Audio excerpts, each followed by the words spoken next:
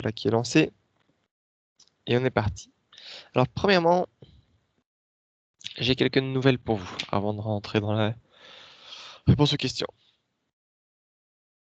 Alors, c'est très récent, il faut encore attendre la confirmation, mais a priori, l'examen de mécanique sera organisé en présentiel.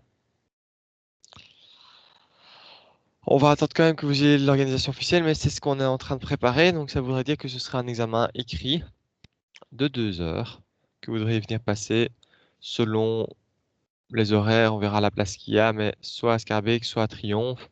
Normalement, si vous avez eu cours à Triomphe, si vous avez eu cours à Scarbeck, mais c'est possible qu'on vous demande pour des raisons de locaux, de surveillance, de quand même changer de campus.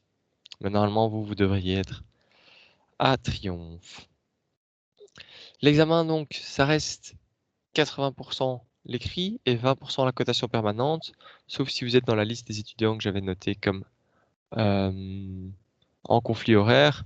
Alors là, on fait ce qui est le mieux pour vous. C'est-à-dire, si jamais il y a certains étudiants qui m'ont dit, ah monsieur, ça me plairait vraiment de passer la cotation permanente et qui ont tout fait, alors je la compte.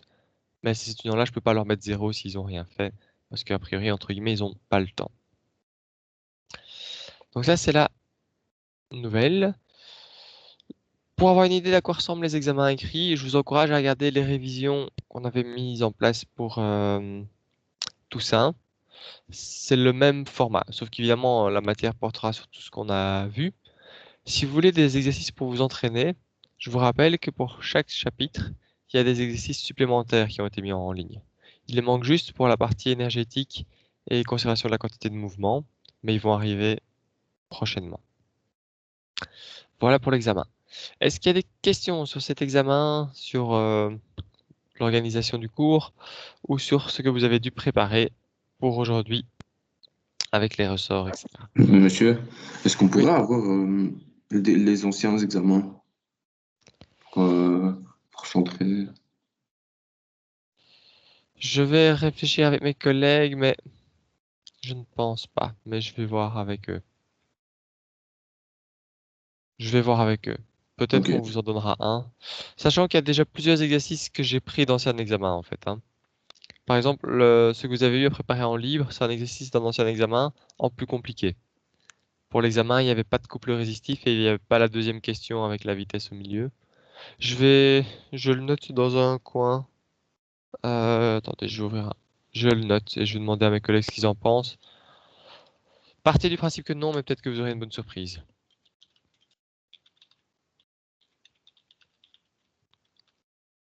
Mais c'est vrai que comme c'est un examen écrit, ça peut avoir du sens.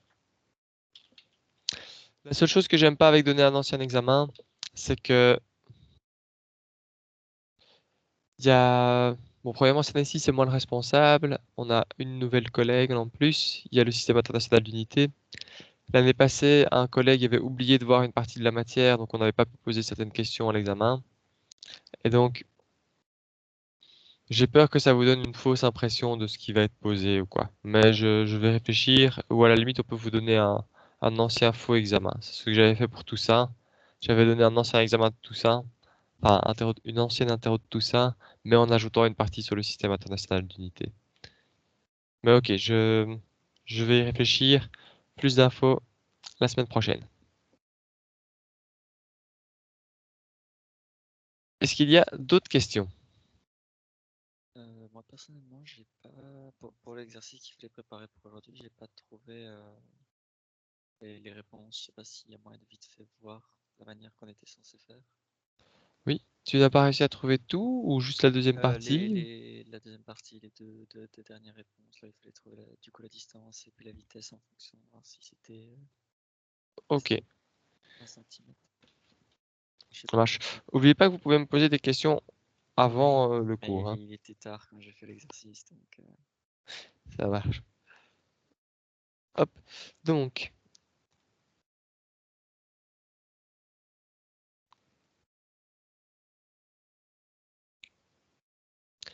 ça c'est plus ou moins le setup que vous aviez. Il y a plusieurs manières de voir les choses.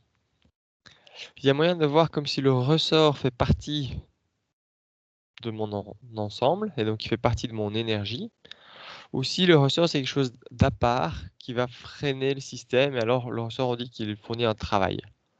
Moi je trouve ça toujours plus simple, c'est comme ça que je vais travailler quand je corrige en classe, de dire que le ressort il fait partie du système, qu'il a une énergie, mais c'est une question de point de vue.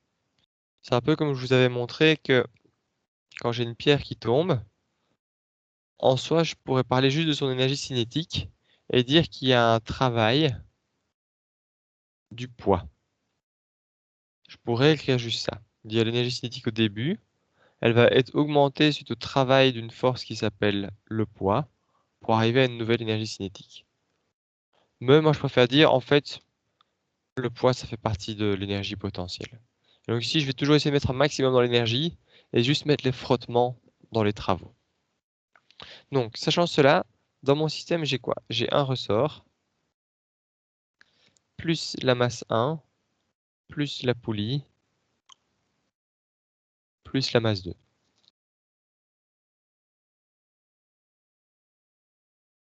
Ça c'est ce que je vais appeler mon énergie totale. Si je regarde ça à certains moments, au moment 1, mon ressort,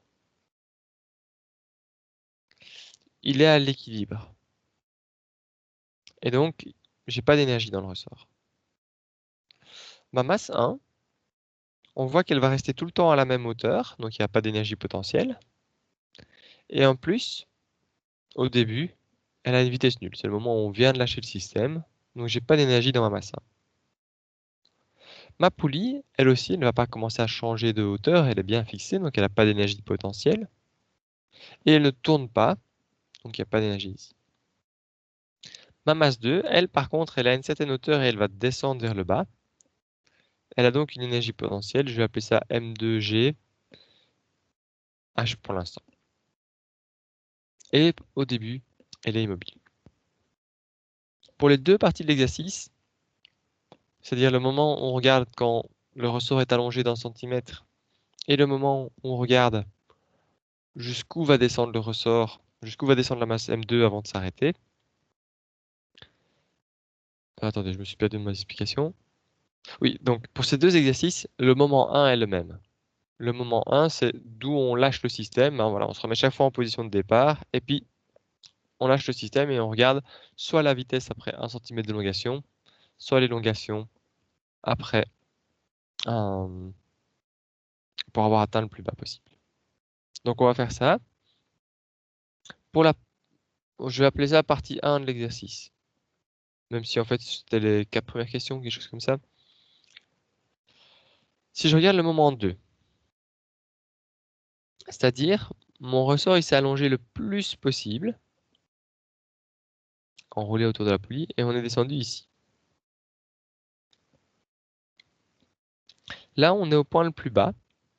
Ça veut dire que si on se représente un peu la situation, mon ressort il s'est tendu et plus il se tend, plus il exerce une force qui tire comme ceci. Donc plus ma masse est tirée vers le haut et donc plus elle va être ralentie. Et c'est pour ça qu'à un moment on arrive au minimum sans toucher le sol qui est par exemple là. On arrive à un point minimum où le ressort est tellement tendu qu'il empêche que ça tombe plus bas. Ceci, on va appeler ça le niveau 0, ce qui fait que la hauteur H dont je parlais, c'est celle-ci.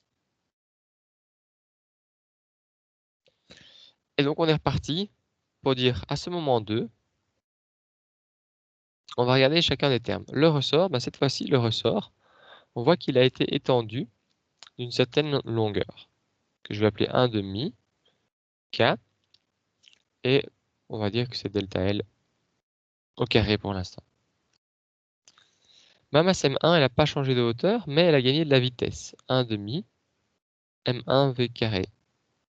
Seulement, elle a gagné de la vitesse, mais là on est au point où justement le système vient de nouveau s'arrêter. On vient d'arriver au point le plus bas, il vient juste de s'arrêter. Après mon système, il va d'ailleurs rebondir. Comme j'ai un ressort, ça va s'étendre, et puis ça va rebondir vers le haut. Ma masse, elle descend, et puis elle remonte.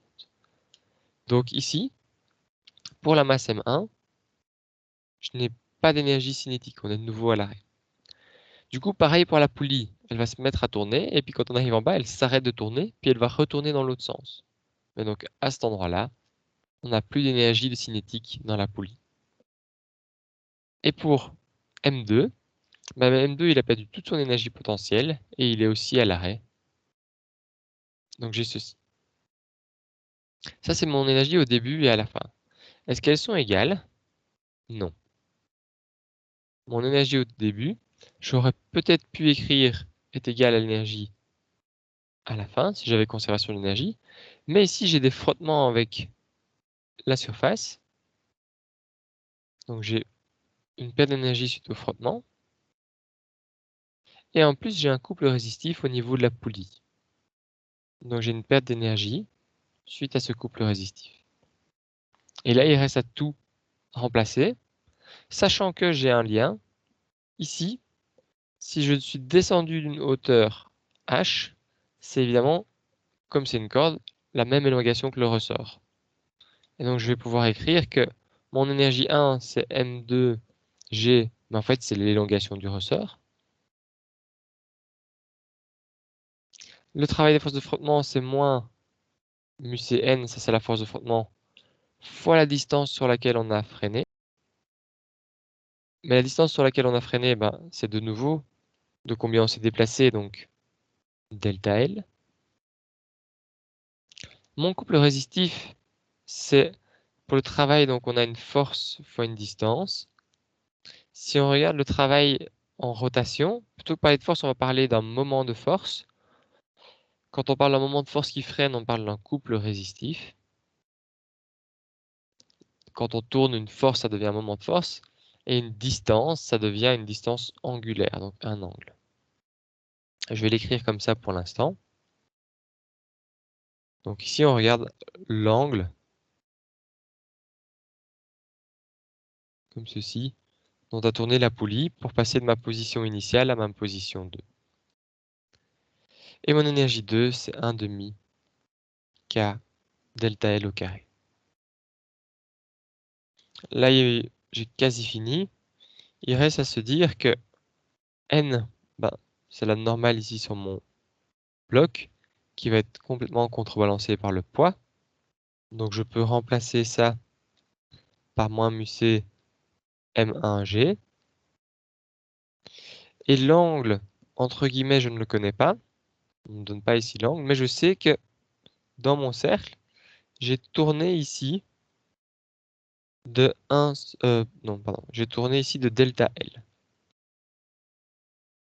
Et donc là, on peut employer la formule qui lie l'angle à delta L, qui est d'ailleurs la formule qui va lier toutes nos variables, comment bien les dire, qui va lier toutes nos variables en translation, la distance, la vitesse, l'accélération, aux variables en rotation, l'accélération et l'accélération angulaire, la vitesse et la vitesse angulaire, la distance et la distance angulaire.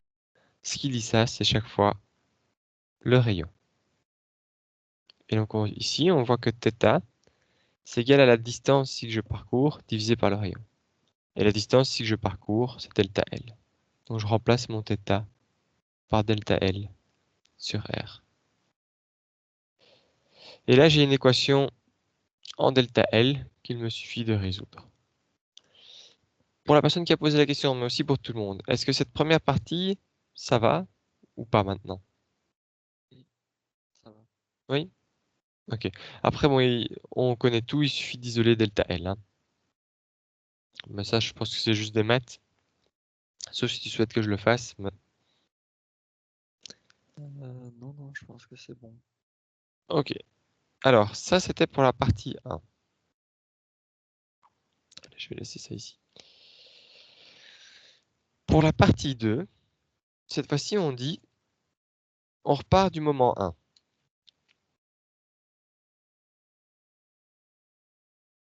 On repart de ceci. C'est-à-dire qu'au début, on a de nouveau le ressort pas étiré, la masse M1 immobile à la même hauteur, la poulie qui ne tourne pas, et on a une certaine hauteur M2GH. La seule différence, c'est que dans ce cas-là, on nous impose, on dit, on sera tombé d'un centimètre. Donc, si je refais un schéma, ça va être un peu moche. Je réfléchis un peu. Bon, allez, je vais le faire comme ça. J'effacerai après. Donc c'est la même chose, sauf que ici, je sais que c'est 1 cm. Donc on voit que je ne suis pas en bas. Donc ici, j'aurai une certaine vitesse qu'on vous demande. Hein, bien, quand mon ressort est allongé d'1 cm, je suis à quelle vitesse? Sachant que, bah oui, il va continuer à descendre, il pourrait descendre jusqu'ici. Et donc, mon énergie au départ, E1 tot, c'est M2G fois 1 cm. Et donc, si j'exprime ça en mètres, fois 0,01. L'énergie 2 maintenant. Si j'appelle mon moment 2 maintenant en vert. Je l'appelle aussi moment 2. J'ai pas envie de l'appeler moment 3, même si on pourrait l'appeler moment 3, hein, c'est un moment différent. Mais juste pour bien mettre dans vos esprits qu'on a recommencé l'exercice. C'est pas après être passé au moment 2, je repasse au moment 3. Sinon, évidemment, il y a beaucoup plus de frottement, etc. À ce moment-là, mon ressort a de l'énergie et il est étiré de 1 cm. D'accord? Ça, c'est pour le ressort. Ma masse M1 a une vitesse, et cette fois-ci, elle est non nulle. On n'est pas au point le plus bas, donc elle a une vitesse V. Pareil pour ma poulie qui tourne avec une vitesse angulaire, oméga carré. Et ma masse M2, elle est descendue, donc ici on pourrait redéfinir un niveau 0 d'énergie potentielle. C'est d'ailleurs pour ça que j'ai pu dire ici qu'on était à 1 cm. Je suis à 1 cm au-dessus de mon nouveau niveau 0. C'est toujours bien d'avoir notre masse à un moment qui est au niveau 0, sauf dans quelques cas particuliers, mais c'est plus simple souvent. Et donc là, tout ce que j'ai, c'est plus d'énergie potentielle, mais une énergie cinétique. Ici, on voit qu'en fait, je connais tout. Là, j'ai l'inconnu en V, c'est parfait. Là, j'ai mon inconnu en V. Et raison qu'ici, les termes à exprimer. Alors, I, on vous dit dans l'énoncé que c'était une poulie qui est composée d'un disque plat. Pour ça, la formule, c'est la masse de la poulie fois le rayon de la poulie au carré divisé par 2. Et oméga, on l'a ici, c'est V sur R. Donc ici, j'aurai V carré sur R carré. Maintenant, je peux écrire que mon énergie totale au moment, plus toujours, il y a toujours des forces de frottement ainsi qu'un couple résistif, est égale à l'énergie totale au moment 2. Mon énergie au moment 1, c'est M2G 0,01 pour le centimètre. L'expression de mes forces de frottement et donc de mes travaux ne change pas, si ce n'est que maintenant on connaît delta L. C'est plus quelque chose qu'on cherche, on sait bien qu'ici on a bougé de 1 cm. Pareil pour le couple résistif, 1 cm. Énergie totale en 2, c'est ce qu'on vient d'écrire, c'est 1 demi K 0,01 au carré plus 1 demi M1 V carré. Ma poulie, c'est donc 1 demi la masse de la poulie fois son rayon au carré sur 2 fois V carré sur R carré pour le oméga plus 1 demi M2 V2 carré. Et là-dedans, on a tout ce qu'il faut. Et on n'avait même pas besoin du rayon de la poulie ici, mais on en a besoin ici. Si vous résolvez ça en remplaçant par toutes les valeurs, vous tombez sur la vitesse. Est-ce que ça répond à tes questions? Est-ce qu'il y a des points qui t'étonnent? Est-ce que tu vois ce qui t'avait posé problème? Est-ce que vous avez envie d'en discuter? Je pense que ça, c'est juste que je pense que moi personnellement, enfin, j'aurais pas su que par exemple en vert vous avez écrit tot 1 plus le travail des forces de frottement et le travail du couple résistif à gauche. Je sais pas, je me serais dit qu'il y aurait aussi eu ça à droite sur tot 2. Alors, ça c'est vraiment une question de formule, entre guillemets. Le travail, il va jamais se retrouver des deux côtés. Ce qu'il faut te dire, c'est que tu as une première situation avec une énergie, E1, et que tu as une deuxième situation avec une énergie E2. Imaginons ici que tu as 10 joules. Bah, s'il n'y avait pas de force extérieure, sachant qu'attention, hein, le ressort, on le considère comme une force interne, on dit que ça fait partie du système, etc. Mais donc, s'il n'y a pas de force de frottement dans cet exemple-ci, je devrais avoir conservation de l'énergie. L'énergie au moment 1 est égale au moment 2. Et puis, je peux avoir ici des travaux qui peuvent augmenter cette énergie. Ça, c'est par exemple un moteur qui pousse quelque chose, ou qui peuvent diminuer l'énergie. Ça, c'est typiquement des forces de frottement. Mais donc, il n'y a pas de sens que ça se retrouve des deux côtés. L'énergie, le travail, c'est vraiment, dans ce cas-ci, on sépare bien. J'ai mon ressort, ma masse, ma poulie et ma masse 2. Ça, c'est ce que j'appelle vraiment l'énergie du système. Et cette énergie, s'il n'y avait pas d'action extérieure, devrait être conservée. Mais là, il y a des actions extérieures qui vont changer pour faire que mon énergie 1 va être différente de mon énergie 2. C'est plus clair ou pas trop? Oui, non, je vois, merci. C'est clair. Ok, super. Super. Est-ce qu'il y a d'autres questions sur cet exercice? Oui. Non? Oui, monsieur. Ah, pardon, oui. Est-ce que vous avez la valeur finale? Parce que moi, j'ai fait le même raisonnement, mais j'ai pas trouvé la même réponse. Et du coup, je pense que je me suis trompé dans le calcul quand j'ai tapé sur la calculette. Alors, la valeur finale, je vais aller chercher ça tout de suite. Je la Juste de connais la pas. vitesse, j'aurais besoin. C'est 8 quelque chose, mais je vais aller trouver ça. Enfin, 0,0. Laisse-moi le temps de trouver ça. La valeur finale, c'est 0, attends, je vais l'écrire. Ici, vous devez trouver 0,0845 mètres. Et pour la partie ici au-dessus, vous deviez trouver delta L égale 0,0224 mètres. Merci. Ça va? Si tu vois pas où est ton erreur, tu peux aussi m'envoyer ta feuille. Comme ça, on peut regarder ensemble. Pas maintenant, hein, mais après le cours. Ce qui... Mais Où ça est va, le problème. parce que je viens de trouver. Ah, ok. Merci. Ok. Monsieur? Oui. Si je peux savoir, est-ce que c'est normal que vous avez écrit un moment en vert dans l'équation de la fin? Plus 1 demi fois MPR au carré sur 2 fois V au carré sur rayon carré. C'est pas Oui. genre 1 demi en trop? Non. Tu as un demi qui vient ici. Ensuite, tu as l'inertie de la poulie. Quand c'est un disque plein, l'inertie, c'est mr carré sur 2. Donc, le deuxième 1 demi, Oui. il vient de l'inertie. D'accord, ok. Oui. Alors, pour information, par exemple, si tu as un anneau, donc une poulie pleine, on va dire que c'est ça. Mais si tu as juste un anneau,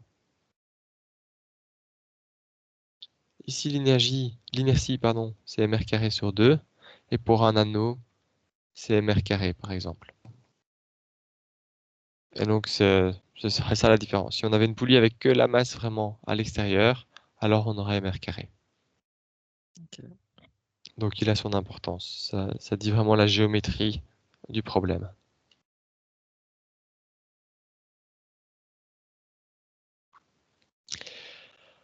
Ok, alors, ceci était sans doute le dernier livre long, ou du moins compliqué, que vous deviez faire. La semaine prochaine, le livre portera sur la quantité de mouvement, et il y aura deux petits exercices. Pour un choc élastique et un choc inélastique, et on verra un peu ce que c'est aujourd'hui, ou dans les vidéos la semaine prochaine si on n'a pas le temps. En plus de ça, j'aime bien vous amener à l'expérimentarium en fin d'année. L'expérimentarium, c'est un endroit à l'ULB où j'avais l'habitude d'aller avec mes étudiants là-bas, qui a plein de petites expériences de physique, que ce soit de la mécanique, mais il y a aussi de l'optique, des ondes, de l'électromagnétisme, il y a plein de choses. Habituellement, j'aime bien vous amener là-bas. On fait ça pour le dernier cours, c'est sympa. Vous avez l'occasion de voir plein de choses, de chipoter. Cette année-ci, c'est un peu compliqué avec la situation sanitaire. Du coup, j'ai décidé d'y aller. J'y vais jeudi euh, pour tourner des vidéos en lien avec le cours.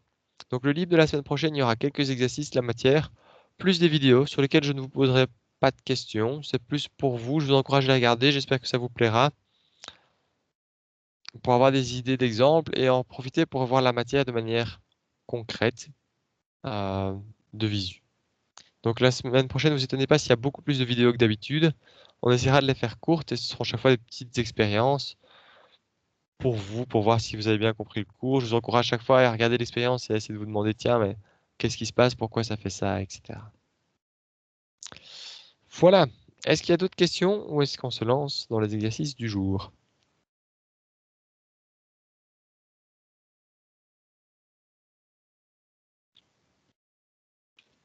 Alors, je vais me lancer.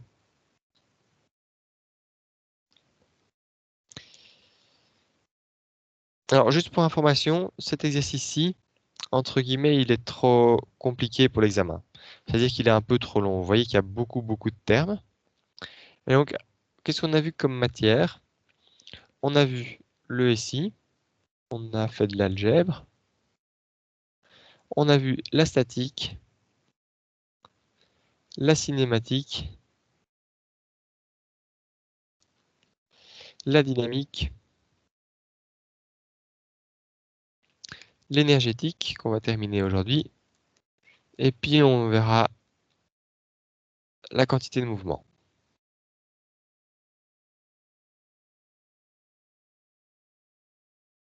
MVT, c'est mouvement. Alors vous vous rendez bien compte qu'on aimerait bien interroger sur tout ça, mais en 2 heures, ça risque d'être compliqué. Donc, le SI, il y a toujours moyen de l'interroger un peu dans des questions pic-bloc. On pourrait vous donner une valeur en mètres par seconde, vous demander de la mettre en kilomètres par heure. On pourrait vous demander de donner l'unité de K, de ce cas, il est où? De ce cas-là, par exemple. On pourrait vous demander, tiens, là, vous nous donnez une valeur en joules. Les joules, c'est quoi encore comme unité en SI? Voilà, ça pourrait être pic-bloc un peu dans l'examen. L'algèbre vectorielle, ça, pour être tout à fait honnête, on risque pas trop de vous poser comme question. Habituellement, on la pose à l'intérieur de tout ça. Plus intéressante que vous demander soit 2 vecteurs, trouver l'angle entre les deux. On n'a déjà pas le temps.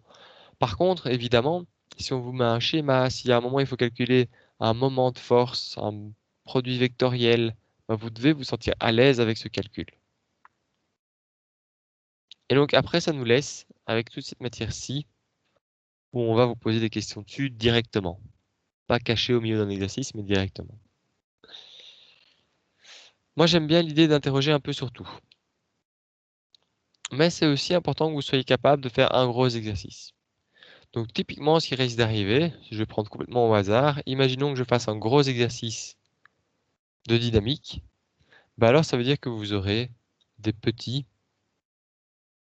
pour le reste.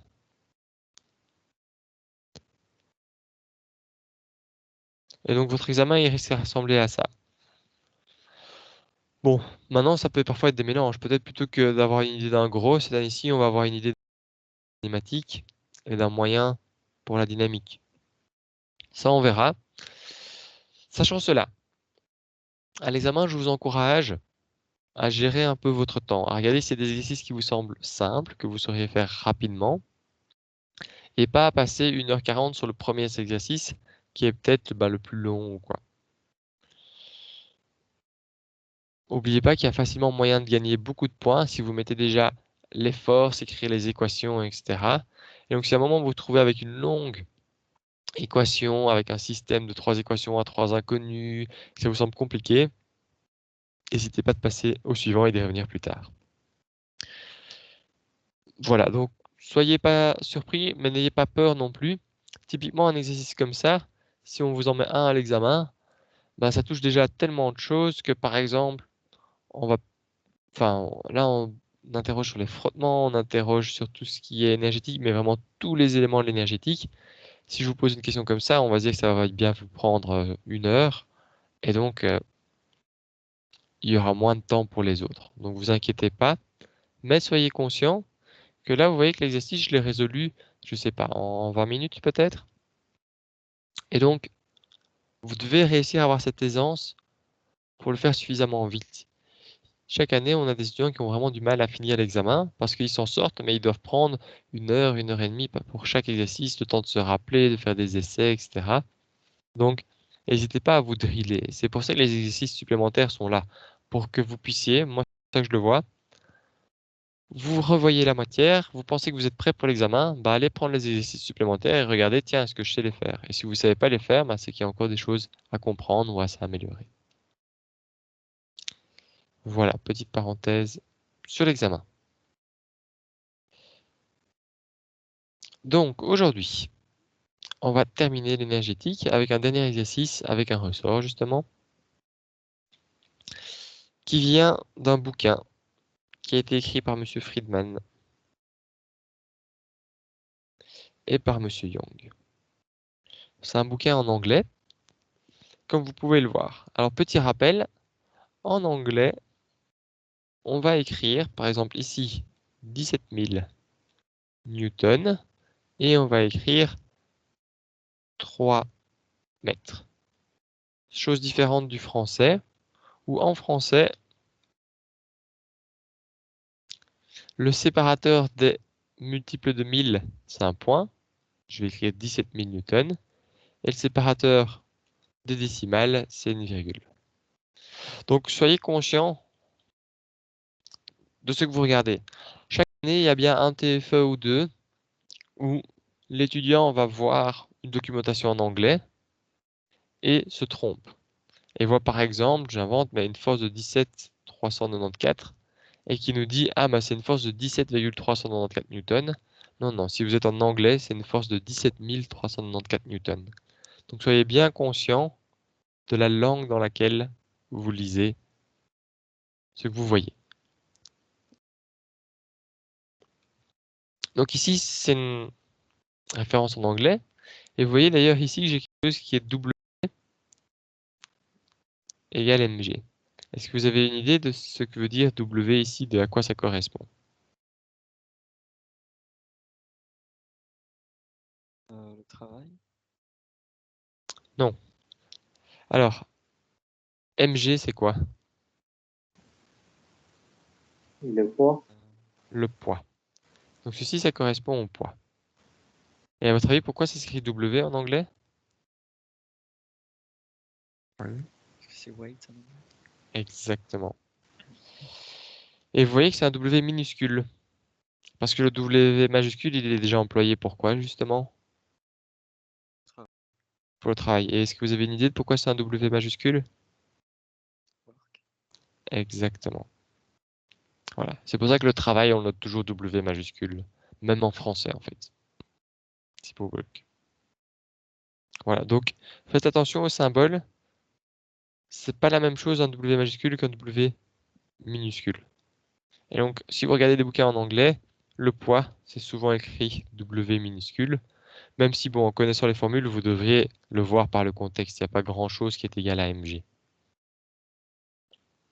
Voilà, donc ça, c'est un peu pour les notations. Il y a beaucoup de documentation qui se trouve en anglais, hein. Vous travaillez en Belgique, où vous allez avoir des firmes où il y a des gens qui parlent français, néerlandais, anglais. Et donc, pour mettre tout le monde d'accord, très souvent, c'est l'anglais. Alors, ici, qu'est-ce qu'on va regarder? Au fond des ascenseurs, il y a des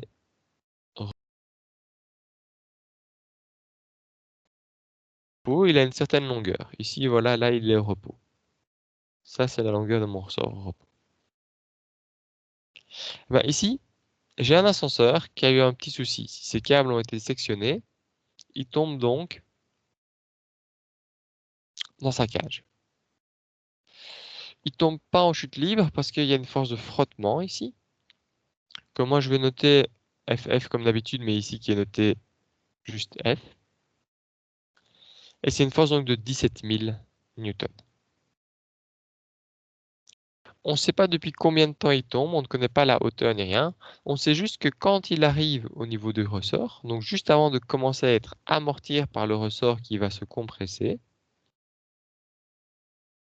on arrive à une vitesse de 25 mètres par seconde. Donc je répète, j'ai un ascenseur qui tombe, il est freiné par des forces de frottement de 17 000 newtons, et il atteint un ressort à 25 mètres par seconde. Et là, je sais que, ou du moins j'aimerais bien que, en 3 mètres, si mon ressort se comprime sur 3 mètres, mon ascenseur soit l'arrêt. Et je vous demande, tiens, mais je dois avoir quoi comme ressort pour réussir à stopper cet ascenseur de 2 tonnes sur 3 mètres, sachant qu'il arrivait à 25 mètres par seconde. Et avoir quoi comme ressort, sachant qu'on vous a dit ici de combien il devait se comprimer, ça revient à trouver la constante de raideur, de rappel du ressort. Du coup, à vous les studios. J'aimerais bien savoir comment est-ce que vous feriez pour trouver K. Donc la constante qui permet d'arrêter un ascenseur de 2 tonnes qui arrive à 25 mètres par seconde sur 3 mètres, sachant qu'il y a des frottements de 17 000 newtons.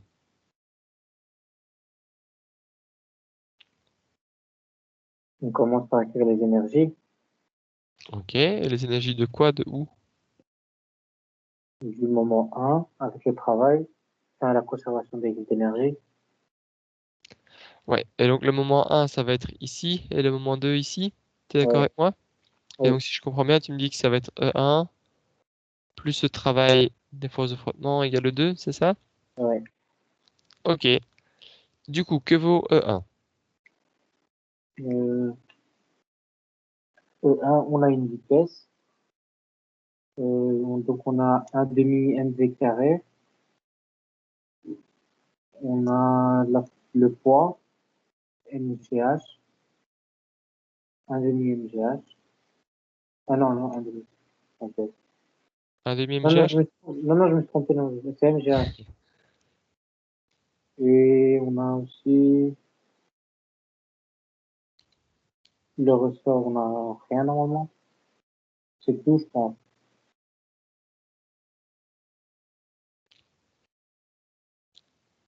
C'est tout pour le E1. Ça marche. Alors, Il n'y a pas les forces de frottement aussi? c'est quoi? Là, on a juste fait E1. Tu as les forces de frottement, c'est un Ah oui, travail qui va augmenter ou diminuer cette énergie, justement.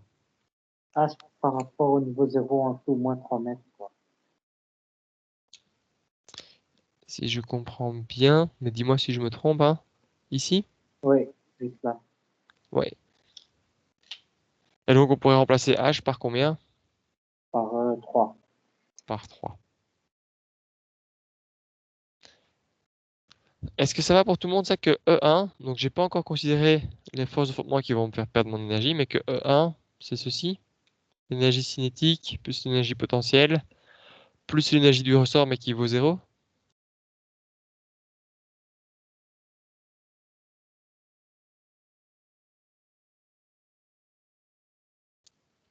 Qui me dit mot consent? Ok, alors, justement, vous aviez envie de parler de forces de frottement. Qu'est-ce qu'elles font, ces forces de frottement? Elles vont à l'opposé. Ouais, et donc j'ai un travail. Elles vont à l'opposé de quoi? À l'opposé du déplacement. Du déplacement. Du déplacement. Donc je pourrais tout de suite mettre moins les forces de frottement fois D, ça vous va déjà ça? Donc, pour rappel, c'est force de frottement, produit scalaire avec D. Donc c'est force de frottement fois D fois le cosinus de l'angle. Mais je me déplace par là, mes forces de frottement vont par là. Et donc j'ai bien un angle de 180 degrés. Et j'ai donc bien moins. Ça, c'est si on l'écrit de long en large. Maintenant, les forces de frottement, vous devriez commencer à avoir l'habitude, c'est toujours opposé au déplacement. C'est même la définition des forces de frottement. Ça s'oppose au déplacement. Donc, on aura toujours un moins ici. Ok, que valent mes forces de frottement? 17 Et 000 17 minutes. Moins 17 000 newtons. Et je me déplace de combien de mètres? 3. 3 mètres. Interrompez-moi si jamais vous avez un doute, hein. Et donc, que vaut l'énergie au moment 2 quand mon ressort a été comprimé et que mon ascenseur est enfin à l'arrêt? Juste la compression du ressort. Juste la compression du ressort. Donc, j'ai plus d'énergie cinétique. J'ai plus d'énergie potentielle vu mon choix du niveau 0. Et tout est parti dans le ressort. En fait, j'ai stocké mon énergie de départ, ça, dans un ressort qui a été comprimé de 3 mètres. Mais j'ai pas su tout stocker. Pourquoi? Parce que entre-temps, j'ai perdu une partie d'énergie en frottement. Typiquement, mes câbles, ici, sur les bords ou quoi, ont chauffé. Donc, si je réécris ça dans une seule et même équation, j'ai 1 demi m. Alors, je vais écrire comme ça en entier pour l'instant, plus mg3 moins 17 000 fois 3 égale 1 demi K3 au carré. Si je remplace ça, j'ai donc 1 demi. Mon ascenseur, il fait 2 tonnes. Il avait une vitesse initiale de 25 mètres par seconde. Plus 2 tonnes. Et alors, pour cet exercice-ci, une fois n'est pas coutume, on va prendre 9,81 fois 3. Pourquoi? Parce qu'on vous le demande. Et aussi parce que c'est un cas un peu plus concret. 1 demi K3 au carré. Alors, je vais taper tout ça à la calculette.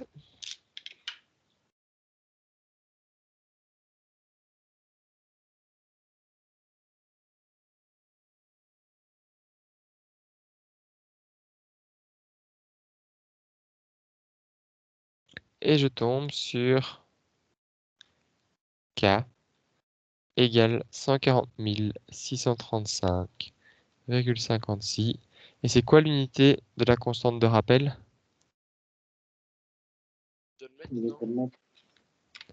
Des newton-mètres, c'est ça que vous m'avez dit? Ouais. Comme ça? Newton enfin divisé par mètre. Ouais. Donc newton-mètre, c'est vraiment ce que je viens d'écrire, hein. Ça, c'est des newton-mètres. Mais ici, c'est des newtons par mètre. C'est la même chose que des kilomètres par heure. Des kilomètres par heure, c'est ça, je fais 10 km en 1 heure. Ici, si j'allonge ou je compresse mon ressort de 1 mètre, ça génère une force de rappel de 140 635 newtons. C'est vraiment ça que veulent dire les unités ici. Si je l'allonge de 2 mètres, 280 000 newtons. 3 mètres, 420 000 newtons, etc.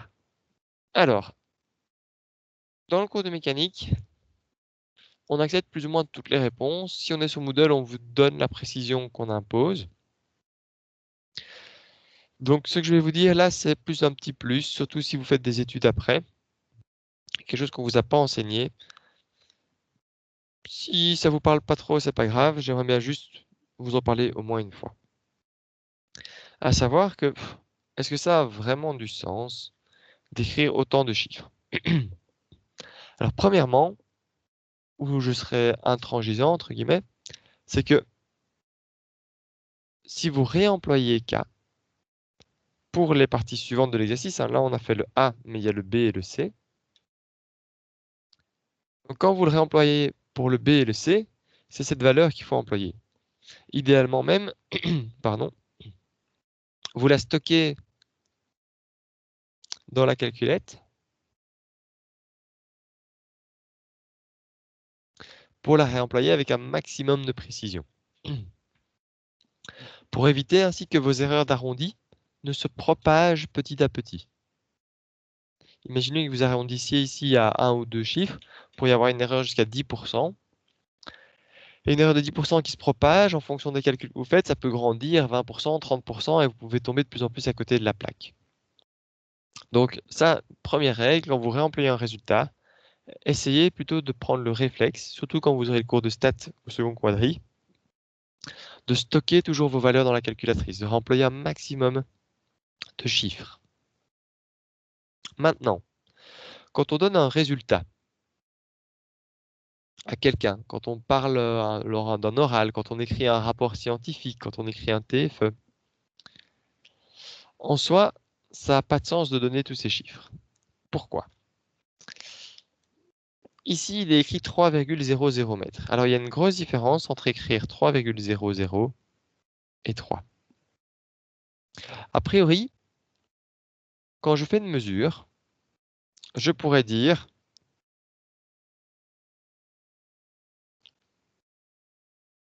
ceci. J'ai mesuré, imaginons que je fasse l'expérience, mon ressort, il se compresse de 3,06 mètres, mais il y a des erreurs de mesure. Imaginons que je mesure ça à la latte, je vais faire une erreur d'un demi-millimètre en haut, d'un demi-millimètre en bas. Imaginons que j'ai essayé de faire ça à l'œil de loin, qu'il y avait un effet de parallaxe. Je peux donc avoir une erreur. Ici, je dis que j'ai fait une erreur de 4 cm, plus ou moins. Mais très souvent, on donne juste des chiffres comme ça. On écrit juste 3,00 ou 3. Quand on ne précise pas l'erreur, il y a une convention qui dit qu'a priori, c'est qu'on n'est pas sûr du dernier chiffre. Ça veut dire quoi? Ça veut dire qu'ici, je suis entre 2,99 et 3,01.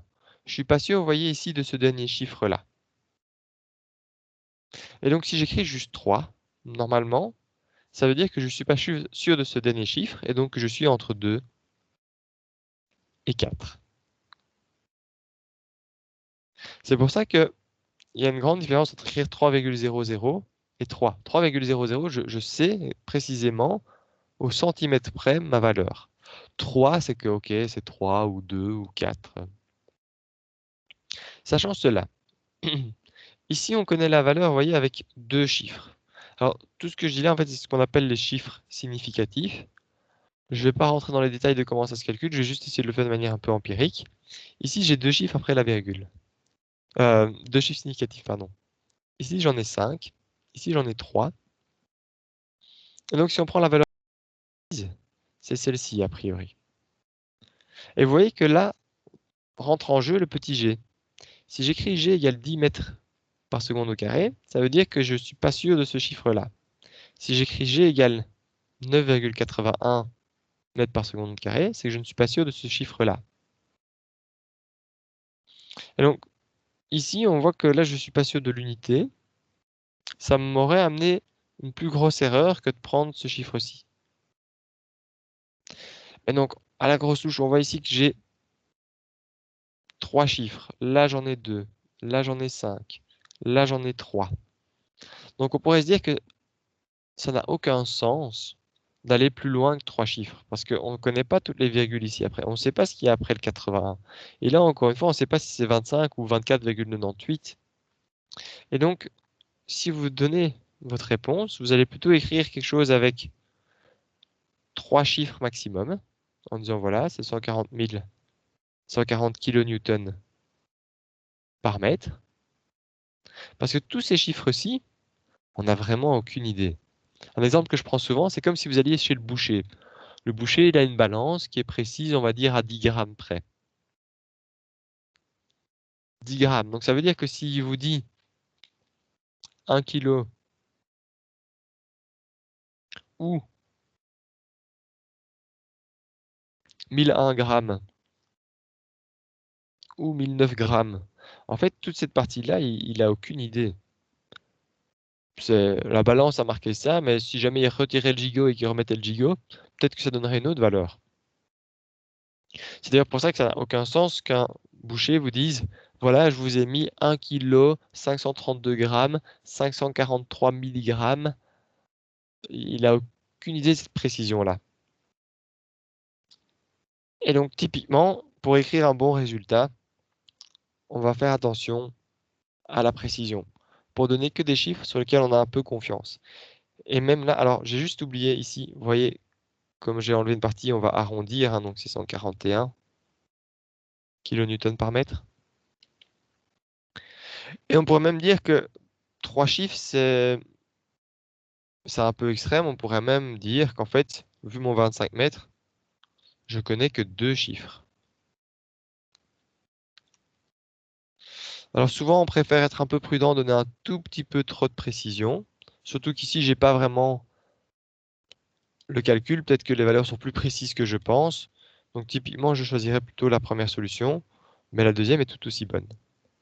Par contre, la troisième, dans un rapport scientifique, n'aurait aucun sens. On va vous rire au nez en disant que ces 635,56 ne veulent rien dire.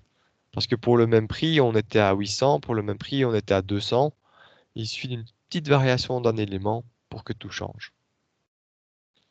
Ça, c'est pour la précision des résultats. Donc, si je résume, pour tous les calculs qui suivent, prenez la valeur la plus précise possible pour ne pas propager des erreurs d'arrondi. Par contre, quand vous citez un résultat final, essayez de donner un nombre de chiffres qui soit cohérent avec ce que vous aviez comme information dans l'énoncé. Si vous avez un énoncé très précis, employez des chiffres très précis. Si vous avez un énoncé peu précis où on s'arrête chaque fois à l'unité, ça n'a pas de sens de commencer à aller chercher des valeurs de plus en plus précises. C'est pour ça que dans mon énoncé ici, j'ai donné la valeur ainsi. Voilà, ça c'est une parenthèse. On ne va pas vous enlever de points pour ça à l'examen, mais j'avais envie de vous le mentionner au moins une fois. Comme ça, si jamais vous reprenez des études après ou changez de cursus et qu'on vous parle de chiffres significatifs, vous avez au moins une vague idée de ce à quoi ça correspond. Monsieur? Oui. On n'aura pas de cours sur les chiffres significatifs et les marges d'erreur à l'EFEC, enfin à l'ISAT? Je ne pense pas. Ok. Monsieur? En tout cas, pas de manière générale. Maintenant, peut-être, mais je ne connais pas bien les cours de mes collègues, hein, je suis assez nouveau ici.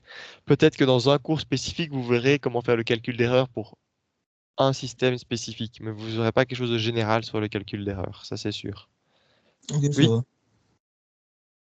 Monsieur? Oui. Comment vous avez déterminé que c'est à partir de là que s'arrête la précision? J'ai pas compris ça. Alors, je l'ai fait vraiment à la grosse louche, hein. J'ai regardé un peu la précision que j'avais sur chacune de mes données. Et il y a des manières, il y a des règles hein, précises pour faire ça. Ici, j'essaie juste de vous donner une intuition pour être grosso modo dans le bon. Pas hyper précis, mais dans le bon. Vous voyez ici, là, j'ai clairement beaucoup trop de chiffres. Et donc ici, j'ai regardé un peu ce qui me semblait le moins précis. Oui, tu vois qu'ici, si on parle de manière relative, 17 000. Si je regarde ici le dernier chiffre, 1 par rapport à 17 000, c'est un 17 millième. J'ai une précision à 1 17 millième, c'est super précis. Par contre, si je regarde ici le 25 mètres par seconde, j'ai une précision à 1 25e. D'accord? Et donc ici, je vais essayer aussi d'avoir une précision à 1 25e. Je pourrais aller un peu plus loin. Moi, j'ai décidé d'avoir une précision à 1 centième. Tu vois, à 1%, ici sur le dernier chiffre. Ce qui est plus ou moins comparable. Normalement, il faudrait regarder exactement comment ça joue dans la formule, parce que peut-être que le fait que ceci soit peu précis ait beaucoup moins d'impact que petit g. Pour ça, il faudrait regarder vraiment, analyser tout, hein. Mais quand on écrit un résultat, si vous voulez pas vous casser la tête avec du calcul d'erreur, bah regardez un peu, tiens, dans mon énoncé, qu'est-ce qui était précis, qu'est-ce qui n'était pas précis. Ah bah la vitesse, j'étais précis à 1,25 pm près, donc je vais donner un résultat qui est précis grosso modo à 1 centième près, quelque chose comme ça. C'est plus clair ou pas? Oui, merci. Pas de souci. Alors si jamais vous voyez le calcul d'erreur en profondeur dans un autre cours, mais je suis quasi convaincu que non, bah prévenez-moi, rappelez-vous en deuxième, comme ça j'apprends quelque chose. Mais la dernière fois que j'ai demandé à mes collègues, non. On va vous apprendre peut-être à lire certaines spécificités pour être capable de lire l'erreur liée à une machine, mais faire le calcul vous-même, je ne pense pas.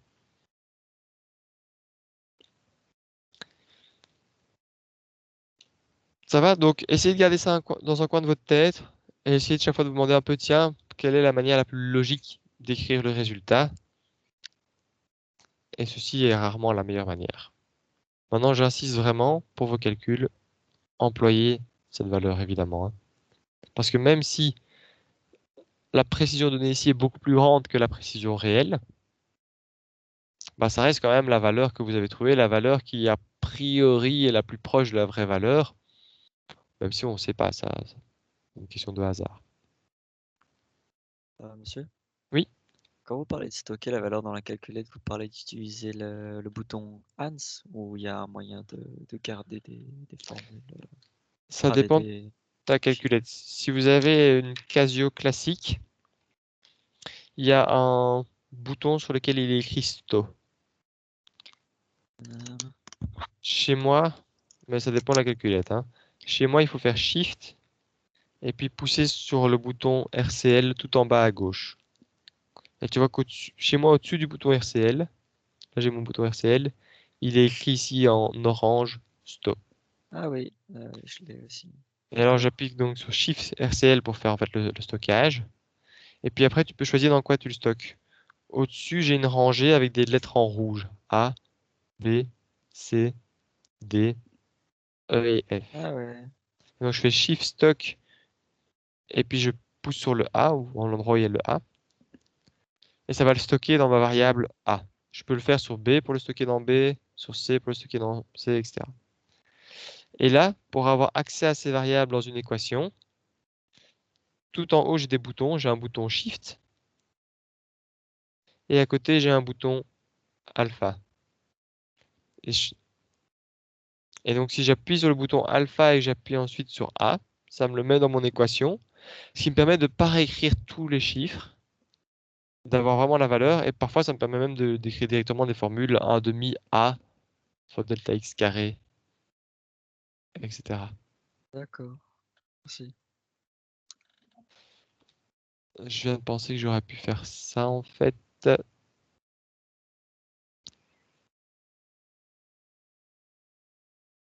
Voilà, il y a aussi les fonctions même pour mémoire. Là, ça dépend un peu de votre calculette, mais je vous encourage à essayer d'être capable de faire ça. Ça vous fait gagner beaucoup de temps en examen si vous avez une valeur que vous devrez employer. C'est... Voilà, alors je peux...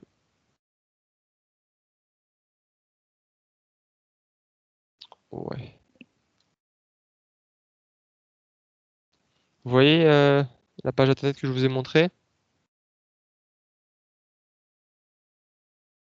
À l'écran, vous voyez une calculette, oui.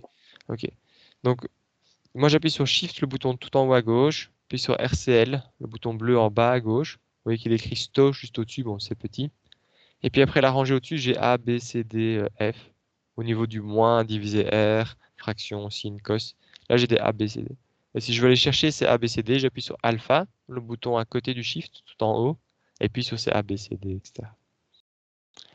Voilà, ça c'est ma calculette. Avec la vôtre, à vous de chercher un petit peu ou de regarder si sur votre manuel il y a moyen. Donc, une fois que vous avez fait un calcul, comment vous faites pour la stocker? Je t'entends très mal. Tu veux bien répéter? Une fois que vous avez fait le calcul, comment vous faites pour la stocker? Je fais.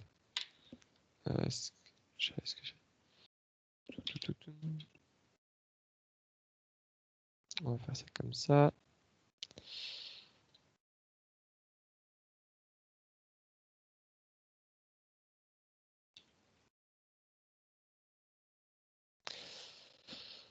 Je fais Shift, Stock, et puis je choisis une lettre. A, B, C, D, E ou F.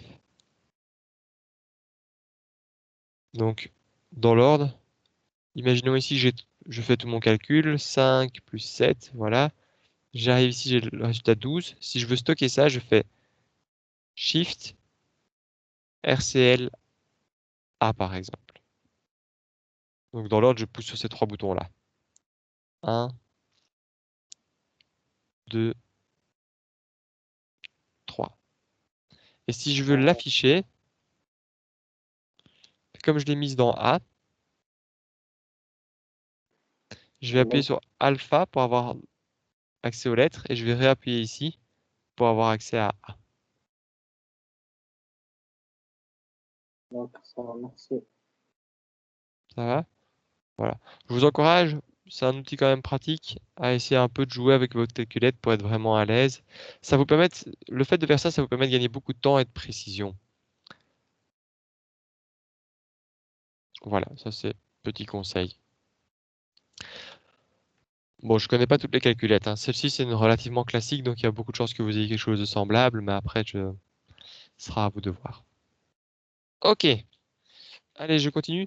Donc j'insiste que c'est pour vous apprendre quelque chose. Si vous avez envie de continuer à écrire ça en entier, pour le cours de mécanique, je ne vais pas vous compter ça faux. Je vais vous faire la remarque en vous disant ah, il y a un peu trop de chiffres après la virgule, ça n'a pas vraiment de sens, mais c'est pas faux. Et moi, ce qui m'intéresse, c'est évidemment toute cette partie-là. Donc, vous tracassez pas trop non plus. Ok. Maintenant, j'aimerais bien un peu réfléchir avec vous. Faire l'exercice B. L'exercice B, c'est un peu se demander, mais tiens, ok, j'ai réussi. Si je prends un ressort de k égale, c'était quoi? C'était 140 000. On va prendre tous les chiffres. 635,56 newtons par mètre. J'avais trouvé ça comme ressort. Ceci, ça correspond plus ou moins à ce qu'il faut comme ressort pour les suspensions d'une voiture. Alors, les suspensions d'une voiture ne sont pas toujours des ressorts, mais on peut, et c'est ce que je vous expliquais un peu au début du cours, on pourrait modéliser ce qui sert pour faire le système d'amortissage par un ressort, parce que ça va être quelque chose qui va se compresser, se décompresser, et donc ce serait une bonne première approximation. Mais si jamais vous avez une voiture dont les amortisseurs sont vraiment des ressorts, ben c'est plus ou moins la constante de raideur qu'il faut. Donc c'est pas un chiffre complètement fou en fait.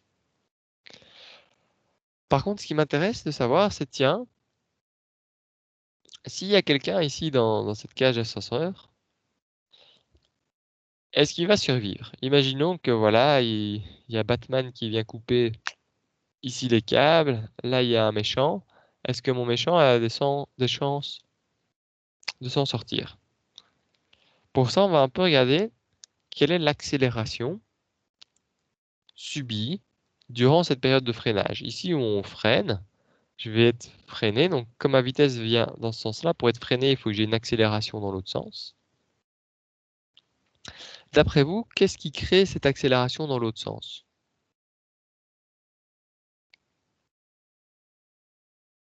Le freinage, Et qu'est-ce qui freine? grâce au ressort. Oui, c'est ça. C'est la force de rappel du ressort. Cette force, est-ce qu'elle est toujours la même ou pas? Non. Non. C'est la force de rappel, ce qui fait que ici, elle vaut 0. Puis quand ça va se compresser un peu, elle va grandir. Compresser plus, elle va encore plus grandir. Jusqu'à arriver au moment où on est compressé au maximum, où la force de rappel est très grande. Et ben ça, c'est le but de l'exercice B, c'est de se dire, tiens, au moment où la force de rappel est le plus grand, c'est-à-dire quand on est tout en bas, quelle est l'accélération subie? Donc ça va être en fait l'accélération subie maximum, puisque c'est l'endroit où la force est maximum. Quelle est l'accélération subie par la personne dans l'ascenseur? Je vais vous montrer donc l'énoncé. Connaissant cette constante de rappel, donc on vient de trouver K, quelle est l'accélération subie par l'ascenseur une fois le ressort complètement compressé? Donc quand on est ici. Comment est-ce que je peux résoudre ça? Trouver l'accélération. On fait la force de. Je t'ai perdu au milieu. J'ai juste compris on fait la force de. De rappel, tout d'abord. Et qu'est-ce que tu veux dire? Ou l'énergie de rappel. Un demi K fois delta L. Et donc, l'énergie de rappel, est égale à 2, qui vaut un demi mv au carré, non? Et là, on peut trouver. Ben voilà, justement, c'est ça le problème. Là, tu vas avoir des vitesses, des hauteurs, des distances de freinage, mais on ne parle pas d'accélération là-dedans. Ouais, c'est vrai. On va faire somme des forces égale MA. C'est ça. De la dynamique, ouais. Ici, on va employer de la dynamique. Donc ça, essayez d'avoir dans un coin de votre tête, mais ça va venir avec la pratique. Quand je suis en énergétique, j'ai des formules du style 1 demi m v carré, mgh, et si jamais j'ai un travail, F fois D. Donc vous voyez que avec l'énergétique, a priori, bon, ça dépend un peu du problème, mais je pourrais trouver des vitesses, des hauteurs, des distances de freinage ou des forces de freinage. Mais j'ai pas d'accélération ici. L'accélération, on peut la retrouver dans quoi? On peut la retrouver dans la cinématique ou dans la dynamique. La cinématique, en soi, on parle de quoi? On parle de position, de vitesse, d'accélération et de temps. La dynamique, on parle de force qui sont égales à des masses fois des accélérations. Ah, donc, en fonction du problème, de ce que vous cherchez, ou de ce qu'on vous donne aussi, hein, bah, dès qu'on va vous parler de temps, par exemple, on voit qu'il n'apparaît que dans la cinématique. Donc, dès qu'on vous parle d'un temps de freinage, d'un temps de quelque chose, il semble logique d'employer ça. Le plus logique pour l'accélération, a priori, c'est la dynamique, sauf dans certains cas où on pourrait vous dire je roule à du 30 km/h, sachant qu'après 10 secondes, je suis arrivé à du 50 km/h, quelle est mon accélération, ce genre de choses. Mais alors là, il risque d'y avoir des indices. On va vous parler de vitesse, ou de position, ou de temps. Et donc, quand on commence à mélanger un peu tout ça, vous devez vous dire ah, bah, ça, c'est sans doute de la dynamique. Ça. Et en ça, les formules vont un peu vous aider. Plus vous allez être à l'aise, plus ça va vous sembler logique. Ah bah là, j'ai une hauteur, ça va donner de la vitesse. Bah oui, hauteur, vitesse, ça, c'est de l'énergétique. Si tout d'un coup, on vous dit, ah bah là, on me demande à quelle heure je rattrape un train, rattraper, on va parler de position, à quelle heure de temps, cinématique. Ah tiens, là, il y a des forces. Je cherche une accélération, ma force, accélération, voilà. Ça va? Donc ici, le plus simple, c'est la dynamique. Il faut donc dessiner l'ensemble des forces sur mon ascenseur à ce moment-là. Qu'est-ce que j'ai d'autre comme force sur mon ascenseur? Le poids.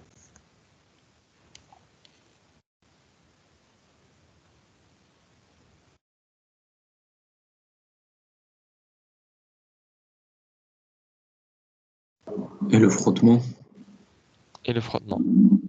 Dans quel sens le frottement? Vers le haut ou vers le bas? Vers le haut. Comme ça? Je pense qu'on voit pas, monsieur. Moi, je vois. Je pense que mon écran a free. Est-ce qu'il y a d'autres personnes qui ne voient pas encore la force de frottement que je viens de Ah, dessiner voilà, en haut à maintenant je gauche? vois, ok. Ah ok, oui, Voilà. parfois il y a un peu de lag. Latence, oui. Ok, alors ici c'est un peu quelque chose de compliqué à comprendre parce que c'est un cas limite. Dans la première partie de l'exercice, c'était clair. Mon ascenseur il se déplace vers le bas et donc la force de frottement s'oppose au déplacement. Mais ici dans la deuxième partie, on a l'arrêt. Mais on va pas vraiment dire qu'on est en statique parce qu'on venait de se déplacer avant, on va justement se déplacer après. On va vaincre d'office les forces de statique. Vous allez voir avec l'accélération qu'on va trouver, c'est évident que ça ne peut pas rester en statique. Et donc, on va bouger. On va donc avoir une coefficient de frottement. Quand on est à vitesse nulle, comme on ne bouge pas, il faut deviner, il faut estimer quelle va être la tendance du mouvement, dans quel sens est-ce qu'on va bouger juste après. Quand mon ascenseur est ici tout en bas compressé, si on regarde bien, j'ai le poids qui est là et j'ai une énorme force de rappel. Donc d'après vous, je vais aller vers le haut ou vers le bas? Vers le haut. Vers le haut. Vers le haut. Et donc ma force de frottement ici, elle va s'opposer à ce que... La force de frottement, elle s'oppose toujours à ce qu'on change de position. Avant, j'étais en train de descendre, mais elle s'oppose à ce qu'on descende, elle va donc pousser vers le haut. Ici, je suis à l'arrêt, mais toutes les forces me disent « Ah, j'ai envie de remonter, on va rebondir sur le ressort. » Et ma force de frottement dit « Non, non, non, non, finalement, j'étais bien en bas. » Et elle pousse donc vers le bas. Est-ce que c'est clair ça, ou on en discute un petit peu? Non, c'est clair. Ça, je vous laisse encore 30 Mais secondes. Qu'est-ce qu'il y a? normalement, on aurait dû avoir une autre force de frottement parce que là, on est en cinématique et là, on est en statique, non? Alors, la statique, c'est si tu restes immobile. Oui. Ici, tu vas bouger, donc c'est une force de frottement cinématique qui va jouer. Ah oui, ça va. En Ça fait, va monter. Ouais. idéalement, mais ici, c'est pas le cas parce qu'il y a beaucoup trop d'énergie en jeu, on devrait faire deux calculs. On devrait d'abord regarder est-ce que ce serait possible que je reste coincé en bas suite à des frottements statiques? Et là, on verrait que non, il y a trop de force, je vais vaincre les frottements statiques, et donc on ferait le même calcul que ce qu'on va faire maintenant en disant, ok, du coup, quelle est l'accélération, sachant que comme on va bouger, ce seront des frottements cinétiques. Ouais, ça Ça va. va?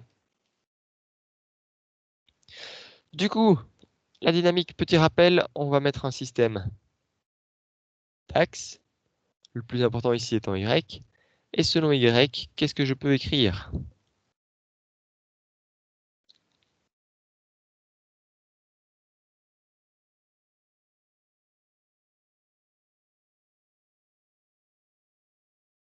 Déjà la formule, la somme de force est égale à MA, la formule générale.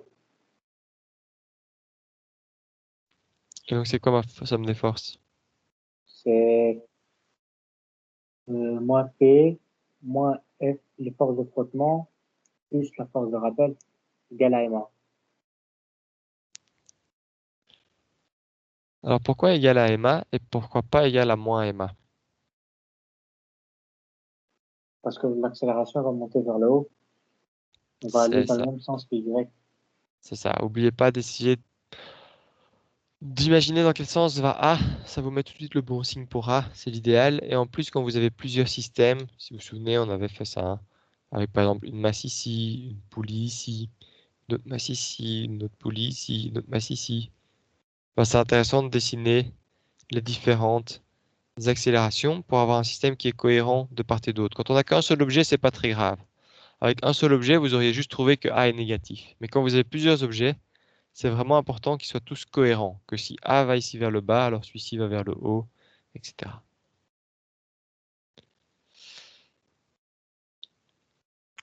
Ok, alors le poids, c'est moins mg. La force de frottement, elle vaut toujours 17 000 newtons. Et que vaut ma force de rappel?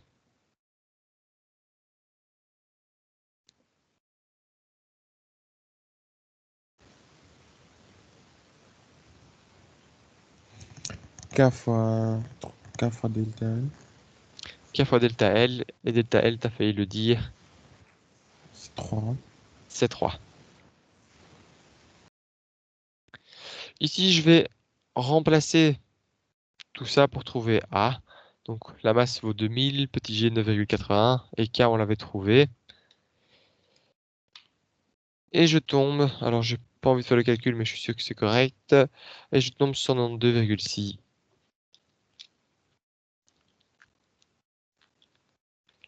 mètres par seconde au carré. Ceci, c'est parfois intéressant de dire ok mais et par rapport à l'attraction terrestre, donc à l'attraction de la Terre, ça correspond à quoi?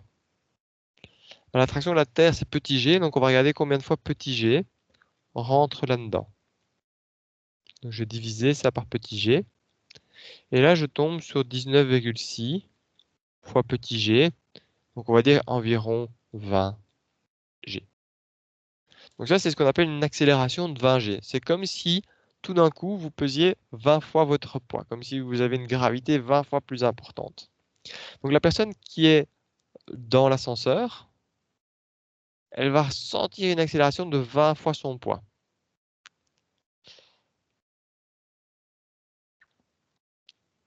Ça veut dire qu'elle va être collée contre la paroi, elle va être littéralement écrasée, et là il peut se passer plusieurs choses.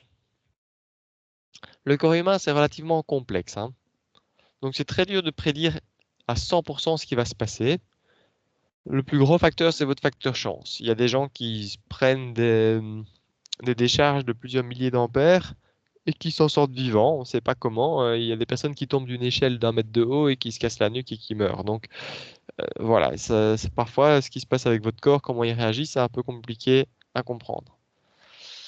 Ce qu'on peut déjà réfléchir un petit peu, c'est de se dire que si vous êtes debout et que vous avez ici une accélération qui pousse sur vous, en gros, vous avez votre cerveau qui va dans vos chaussettes vous avez votre corps qui va dans l'autre chaussette et vous n'allez pas vous sentir très bien. Ceci, ça dépend évidemment du temps que vous allez subir cette accélération. Pour faire une analogie, un peu de l'énergie que va devoir encaisser votre corps. L'énergie, c'est une force fois une distance. La force en soi, c'est la masse fois l'accélération. Et la distance, bah, ça va être lié, c'est en gros, plus la distance est longue, plus le temps que vous subissez cette force est long. Et donc vous pouvez avoir ici une vague idée que bah oui, plus je vais avoir une forte accélération pendant un long moment, plus mon corps il va devoir emmagasiner toute cette énergie, tout cet énorme choc. Et donc si vous subissez 20 G pendant un très court instant, vous n'allez pas sentir quelque chose. Vous allez peut-être vous dire, oula, il s'est passé un truc. Si vous le subissez pendant 1 seconde ou 2 secondes, il y a très peu de chances que vous vous en sortiez. C'est un peu le même principe que si vous avez une flamme. Alors je suis très nul pour dessiner les flammes. Et vous passez votre doigt dedans. Si vous laissez votre doigt dedans, c'est très très chaud une flamme en fait. Vous allez vous brûler. Mais si vous passez rapidement votre doigt dessus, ou on passe même pas quelques millisecondes, bah, vous allez rien sentir. Et donc ici, il y a ça qui va jouer. Combien de temps est-ce que je vais subir ceci? Ce qui peut aussi jouer, c'est que si vous êtes allongé, vous voyez que ça va faire un peu moins de dégâts au niveau des organes, que ça va un peu moins déplacer les choses, etc. Et donc c'est mieux de se prendre une force, c'est un peu ce qui se passe avec les pilotes, hein. Les pilotes, ils se prennent une force qui les écrase contre leur siège plutôt que qui vient les écraser du dessus. Dans tous les cas, 20 G, vous n'allez pas vous sentir bien. Vous allez avoir de la nausée et plus ça va durer, plus vous avez de chance en fait d'en mourir. Donc là, on peut déjà faire une mini conclusion. On va aller un peu plus loin après. C'est que les ressorts au fond des ascenseurs, même s'ils arrivent à arrêter l'ascenseur, c'est pas pour ça que la personne à l'intérieur, elle va survivre. Déjà, c'est pas pour ça que votre ascenseur va rester en entier. Il va falloir bien répartir la pression du ressort sur l'ascenseur. Mais si vous vous dites, ah bah tiens, j'ai déjà vu, il y a des ressorts en bas des cages d'escalier. Comme ça, si l'ascenseur lâche, le ressort amortit la chute et tout va bien. Bah, il l'amortit, mais sur 3 mètres. Vous devez arrêter une chute de 70 km/h sur 3 mètres. Vous avez une accélération de malade. Alors, si vous vouliez vraiment faire ça, il faudra un très long ressort, mais tellement long que on va jamais installer ça.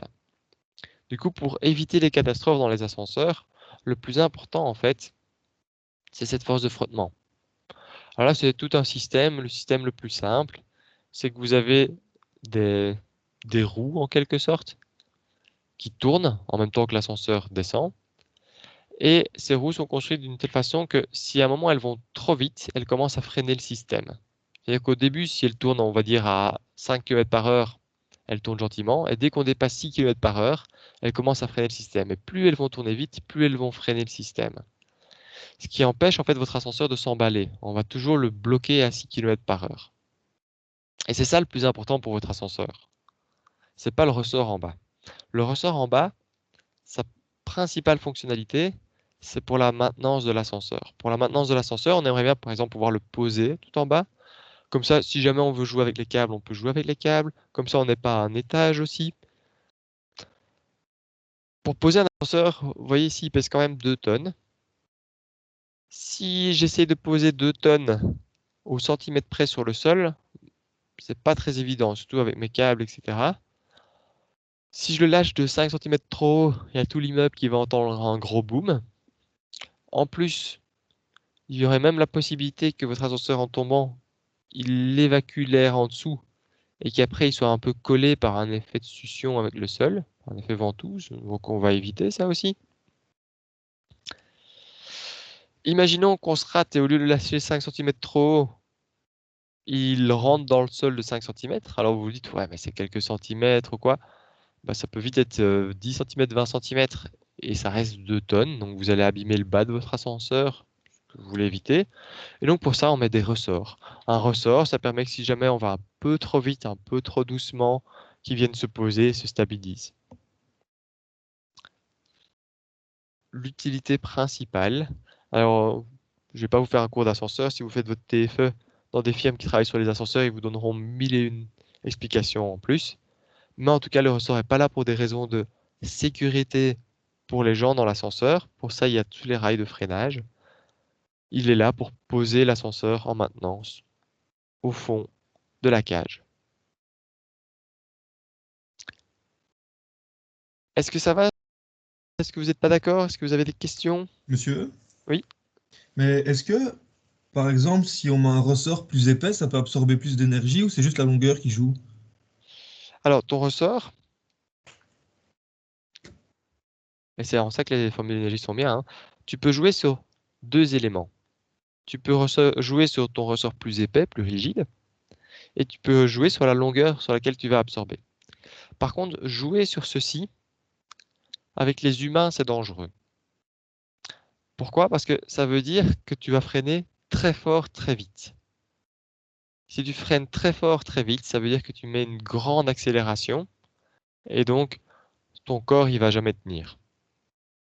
Et donc, si tu veux freiner quelque chose, l'idéal, c'est de freiner doucement pendant longtemps, si tu veux faire un freinage doux. C'est un peu comme quand tu es en voiture, hein. Si tu freines à bloc pour essayer de vite pas écraser le piéton, il y a tout le monde qui va partir vers l'avant, tu vas être bloqué par la ceinture. Alors que si tu vois ton piéton déjà 200 mètres à l'avance et que tu commences à ralentir, il y a même moyen que tes passagers ne le sentent quasi pas. Ok. Donc, si jamais ce que tu veux ralentir est très robuste, que tu n'as pas à t'inquiéter de l'accélération que ça va subir, tu peux mettre un ressort très dur. Mais quand je dis, c'est pas la dureté dont je parle, c'est le diamètre, si je peux dire ça comme ça.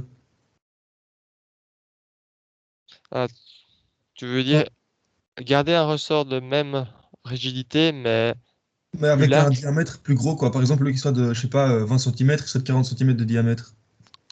Ok. Alors bon, premièrement, s'il est plus gros, en fait, sa constante de rigidité va se changer, hein. Mais imaginons que tu t'arranges pour avoir la même constante de rigidité. Tout ce que ça va changer, c'est la pression au niveau de la cabine ici, mais ça ne va pas changer l'accélération globale. Ça veut juste dire que tu as moins de chances que ton ressort il passe à travers ton ascenseur. Ok, c'est C'est juste juste ça que ça va répartir la changer. force, quoi. C'est ça. Parce que tu vois, la pression, c'est une force sur une surface. Et donc, plus ta surface est grande, plus tu diminues la pression. Parce que ici, on n'en a pas parlé, mais de fait, si tu mettais un tout petit ressort sur une grosse cage d'ascenseur, il y a de fortes chances qu'en fait, ton ressort, il perce juste l'ascenseur. C'est pour Ok, ça ça va. qu'ils sont calibrés pour avoir une taille raisonnable, hein. Ok. Merci. Pas de souci. Ok, alors imaginons, vous avez de la chance, vous survivez à ces 20 G. Il va quand même y avoir un problème. J'ai pas prévu assez de slides. Ah oui, c'est parce que j'ai ce slide-là en plus. Laissez-moi prendre un slide de plus.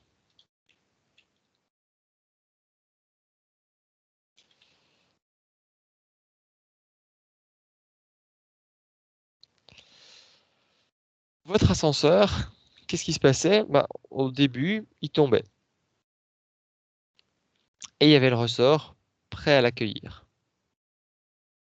Ensuite, il est venu compresser au maximum le ressort. Mais comme on en a déjà un peu discuté, après le ressort va se détendre et il va donc propulser ma cage d'escalier. Et c'est là que vos chances de survie diminuent fortement. Parce que en gros, vous dans la cage d'escalier, vous allez faire paf, paf, paf, paf, paf, paf, paf, paf. Et donc, même si vous survivez au 20G, quand vous êtes ralenti, vous allez vous prendre le plafond, le sol, le plafond, le sol, le plafond, le sol dans votre ascenseur. Et ça, il y a très peu de chances, enfin vous pouvez essayer, mais je vous déconseille, il y a très peu de chances que vous en surviviez. Donc voilà, le ressort dans tous les cas, pour arrêter l'ascenseur, pas une bonne idée. En tout cas, un ascenseur qui tombe vraiment à grande vitesse. Pour amortir la petite fin où on est à quelques kilomètres à l'heure de trop, oui. Mais pour ça, non. Et donc, on va quand même se poser la question, mais tiens, mon ascenseur, il rebondit, mais il rebondit jusqu'à quelle hauteur? Est-ce qu'il rebondit d'1 mètre ou de 20 mètres? Et donc là, c'est à vous les studios. Comment trouver jusque où, quelle est la hauteur maximale, jusqu'où va rebondir mon ascenseur pour la première fois? Pourquoi pour la première fois? Parce qu'après, il va retomber, il va rebondir une deuxième fois, et on pourrait regarder ainsi comment ça varie jusqu'à ce qu'il s'arrête. Ça, c'est l'exercice C. Je vais juste vous donner l'énoncé, comme ça vous voyez comment on l'écrit. Jusqu'à quelle hauteur va rebondir l'ascenseur?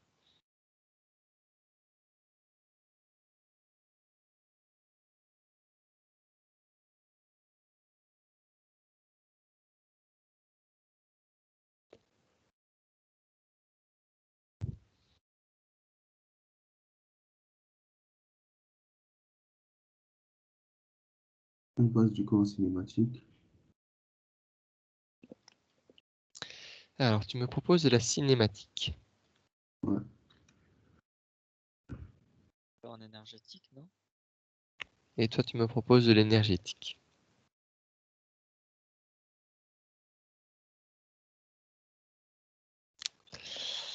Qui vote pour quoi? Moi, je vote pour Énergétique. l'énergétique. Ok, bah je vote aussi pour énergétique, mais pourquoi? En cinématique, on a vu le MRUA. Et ici, ça voulait dire que l'accélération était constante. Ici, mon accélération ne va pas être constante. Parce qu'au début, j'ai une très forte accélération ici avec la force de rappel. Et puis, une fois que ça se détend un petit peu, j'ai une accélération plus faible, de plus en plus faible. Jusqu'ici, mon accélération, c'est de nouveau plus que le poids, contrebalancé par les forces de frottement. Et donc, là, on ne va pas pouvoir employer nos formules comme ça. Il faudrait trouver la fonction de l'accélération qui change au cours du temps. Alors, il y aurait moyen de résoudre cette partie-ci du ressort où l'accélération change tout le temps avec l'énergie. Et il y aurait moyen de résoudre la deuxième partie, une fois que le ressort est détendu et qu'on vient d'être propulsé, avec la cinématique. Parce qu'une fois qu'on a quitté le ressort, là, l'accélération est constante, c'est le poids et les forces de frottement. Mais comme déjà pour la première partie, on va être obligé de passer par l'énergie, puisque mon accélération n'est pas constante, autant employer l'énergie tout du long. C'est clair ça? Ou vous vous dites que la cinématique, en fait, ça va vraiment marcher?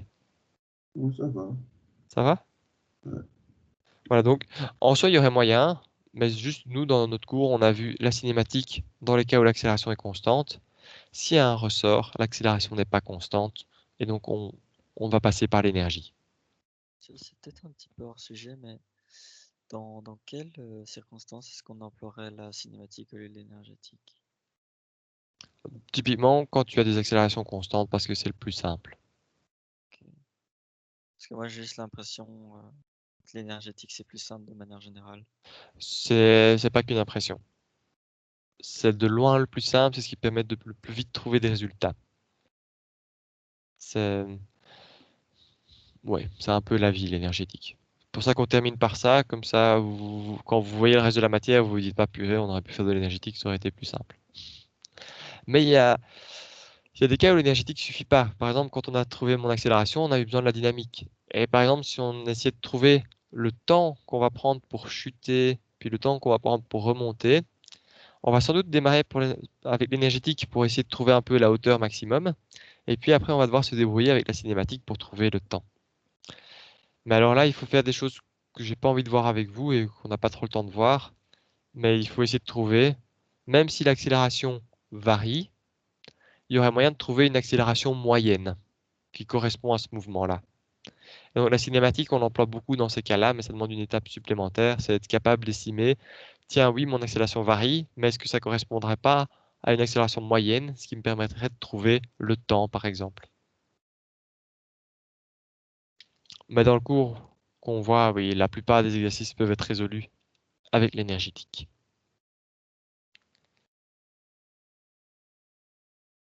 Ça répond à ta question ou tu veux encore un peu en discuter? Non, ça va, merci beaucoup. Ok, alors vous m'avez dit l'énergétique, ça c'est bien, mais qu'est-ce que je vais faire avec cette énergétique?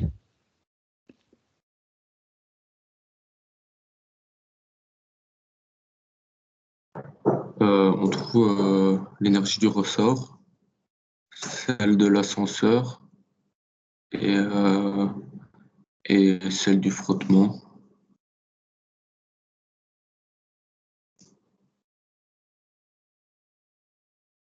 C'est ça que tu m'as dit, l'énergie du ressort, l'énergie de l'ascenseur, l'énergie du frottement?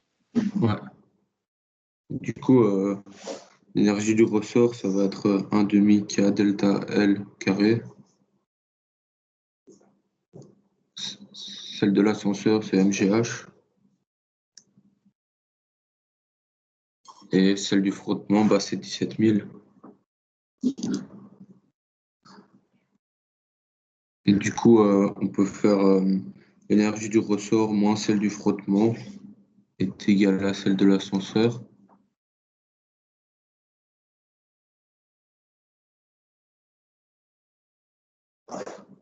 Comme ça? Ouais. Ouais, c'est ça. Alors, moi, je te conseille, même si au final, ici, c'est pas mal ce que tu proposes, d'essayer d'un petit peu plus structurer ça, pour quand l'exercice devienne plus compliqué, d'un peu moins se perdre. Donc ici, c'est pas tant, même si tu as bien compris, hein, en soi, tu vas arriver à la même chose. Moi, je préférais que vous voyiez ça comme en se disant, il y a deux situations.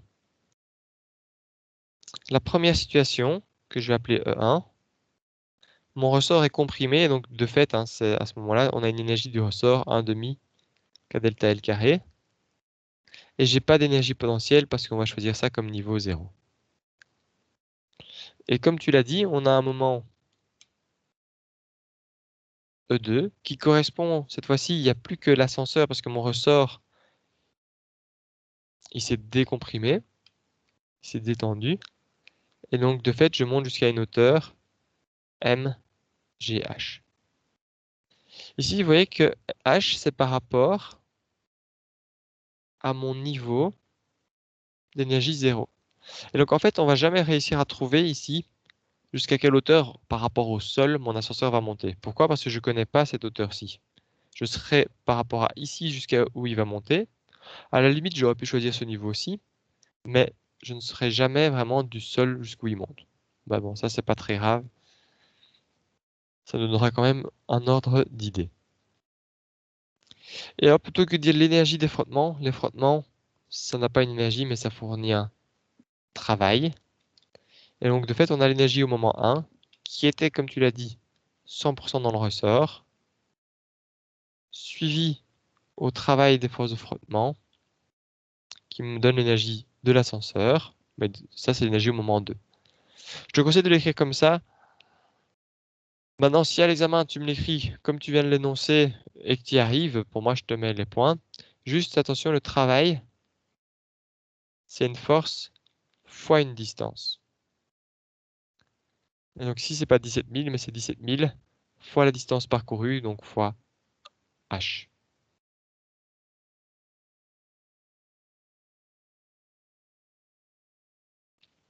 Ça va, je te conseille plutôt de le voir comme ça. C'est plus général pour tous les exercices. Maintenant, j'insiste, si pour toi, c'est clair et que tu préfères garder ta méthode, bah, elle aurait marché, à part le H qui manquait ici. Donc, moi, ça me convient aussi. Reste à remplacer. Delta L, ici, on était compressé de 3.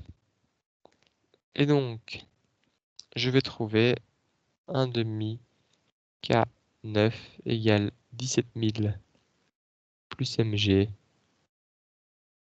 fois H.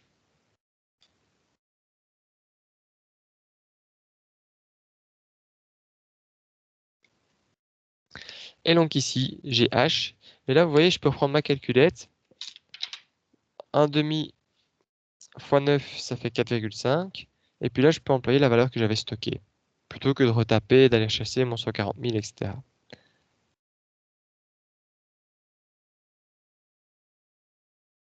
Et si vous le tapez à la calculette, n'oubliez pas que pour avoir les mêmes résultats que moi, il faut prendre 9,81. Et donc ici, j'arrive à 17,28 mètres.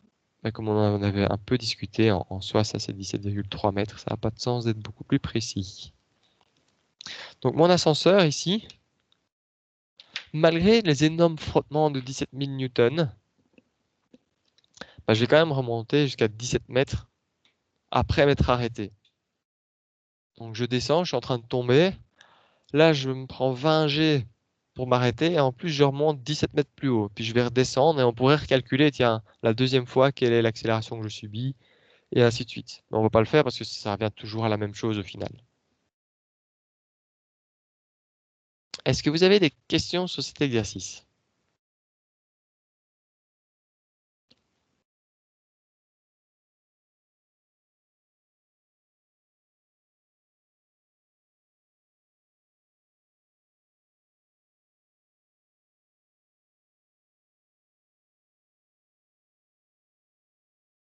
Je prends ça pour un non.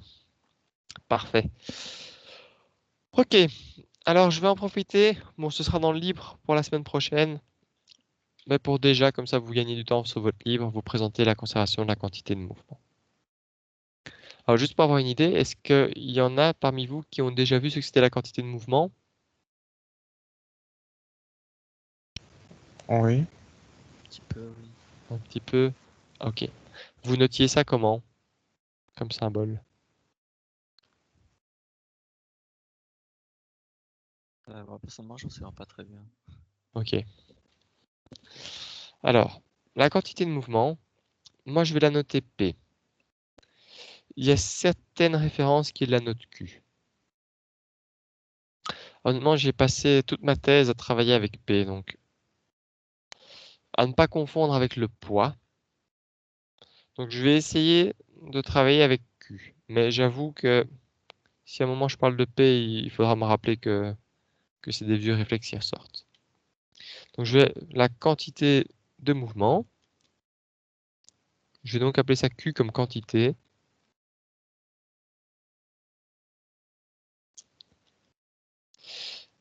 Quand vous êtes pas en relativité, donc dans le monde que vous connaissez tous les jours, c'est égal à la masse d'un objet fois sa vitesse. La vitesse, c'est un vecteur, et donc la quantité de de mouvement, c'est un vecteur. Cette quantité, elle est liée à ce qu'on appelle une loi de conservation. Donc rappelez-vous, dans les lois de conservation qu'on avait déjà vues, on avait vu que la variation de l'énergie était égale à 0. Ceci, on pouvait l'écrire en disant que E1 égale à E2. Ça, c'est la conservation de l'énergie. Eh bien, j'ai une deuxième loi de conservation, et c'est la dernière chose qu'on va voir. C'est la conservation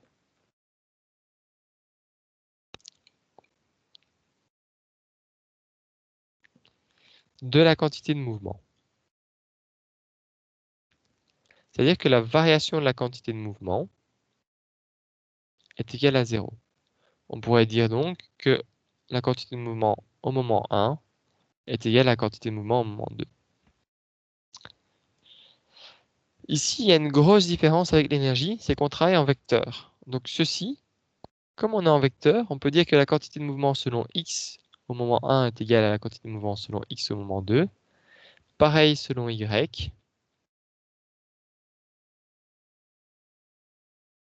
Et pareil selon z. Donc rappelez-vous, quand il y a des vecteurs, au final, ça veut dire que j'ai 3 équations.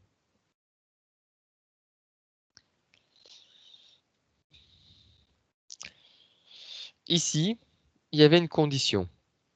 Si pas de travail. Et c'était le travail de quoi? C'était le travail de force extérieure. Alors en fait, on pourrait montrer que les forces intérieures peuvent jouer aussi, mais j'ai pas envie de rentrer là-dedans. Et bien, la quantité de mouvement, c'est pareil. C'est si il n'y a pas de force extérieure.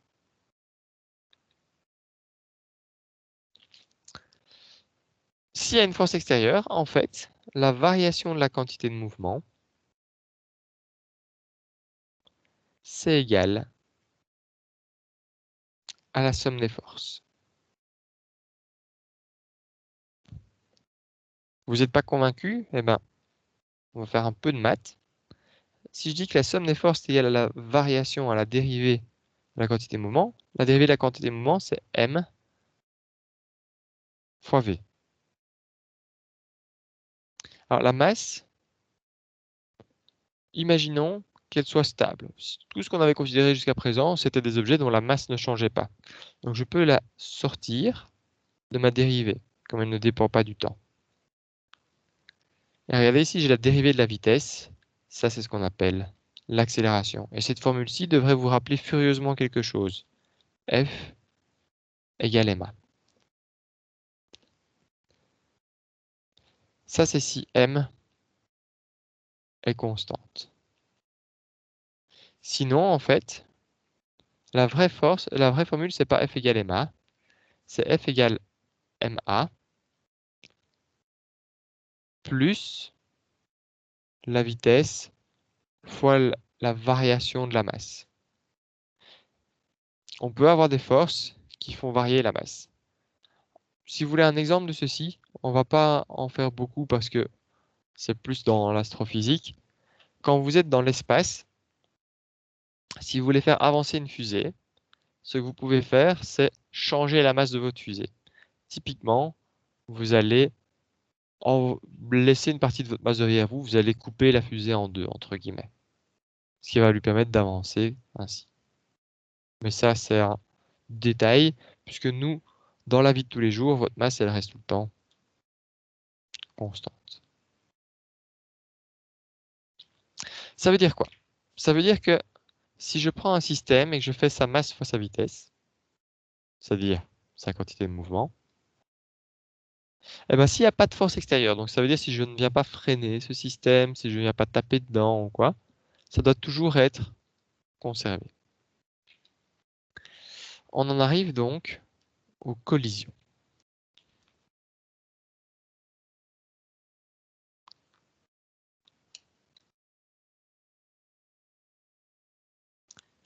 Imaginez que j'ai une bille ici, avec une certaine vitesse.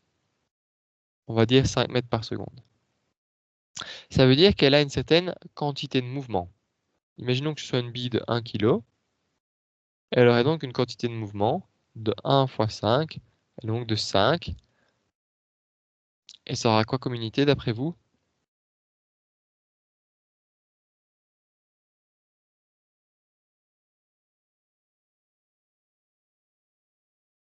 Kilogrammes par mètre seconde. Kilogrammes mètre par seconde. Kilogrammes mètre par seconde, exactement.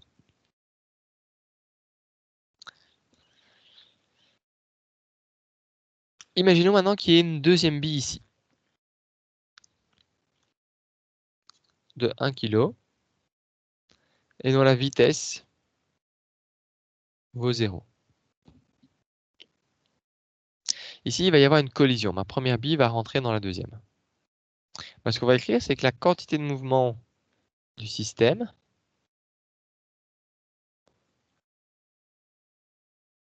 avant la collision, c'est ce qu'on aurait appelé le moment 1 en énergétique, va être égale à la quantité de mouvement du système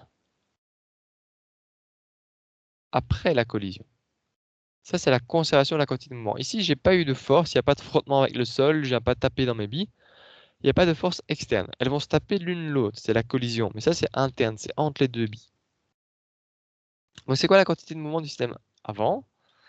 C'est la quantité de mouvement de la bille. Je vais appeler ça la bille 1 et ceci la bille 2. C'est la quantité de mouvement de la bille 1 avant, plus la quantité de mouvement de la bille. Alors vous voyez, quand j'avais dit que j'allais pas tenir longtemps avec mon cul, j'ai déjà écrit des P. Désolé, je vais vraiment essayer, mais c'est dur de battre les vieux réflexes. C'est des minuscules, les P et les Q? Oui. Ok. Ouais, ça aussi c'est un de mes défauts. Ça c'est mon P majuscule et mon P minuscule. Ça vous aide pas beaucoup, hein. Je pourrais essayer de faire mes P comme ça, minuscules. Mais bon, je vais essayer de me tenir au cul. Donc, la quantité de mouvement avant pour la bille 1, plus la quantité de mouvement pour la bille 2 avant. Alors, si vous avez eu l'habitude d'écrire P dans vos études précédentes, écrivez P, hein, il n'y a pas de souci, je suis capable de comprendre les deux. C'est juste pour essayer de ne pas perturber, surtout des groupes un peu plus faibles, parfois avec un P alors qu'on l'avait déjà pour le poids. Je vais essayer d'écrire Q, mais comme je vous le dis, c'est difficile pour moi. Donc, je répète, conservation de la quantité de mouvement. J'ai donc la quantité de mouvement de tout le système avant doit être égale à la quantité de mouvement de tout le système après. Alors c'est important que ce soit tout le système. Donc c'est bien la quantité de mouvement de la bille 1 plus la quantité de mouvement de la bille 2 avant va être égale à la quantité de mouvement de la bille 1 après.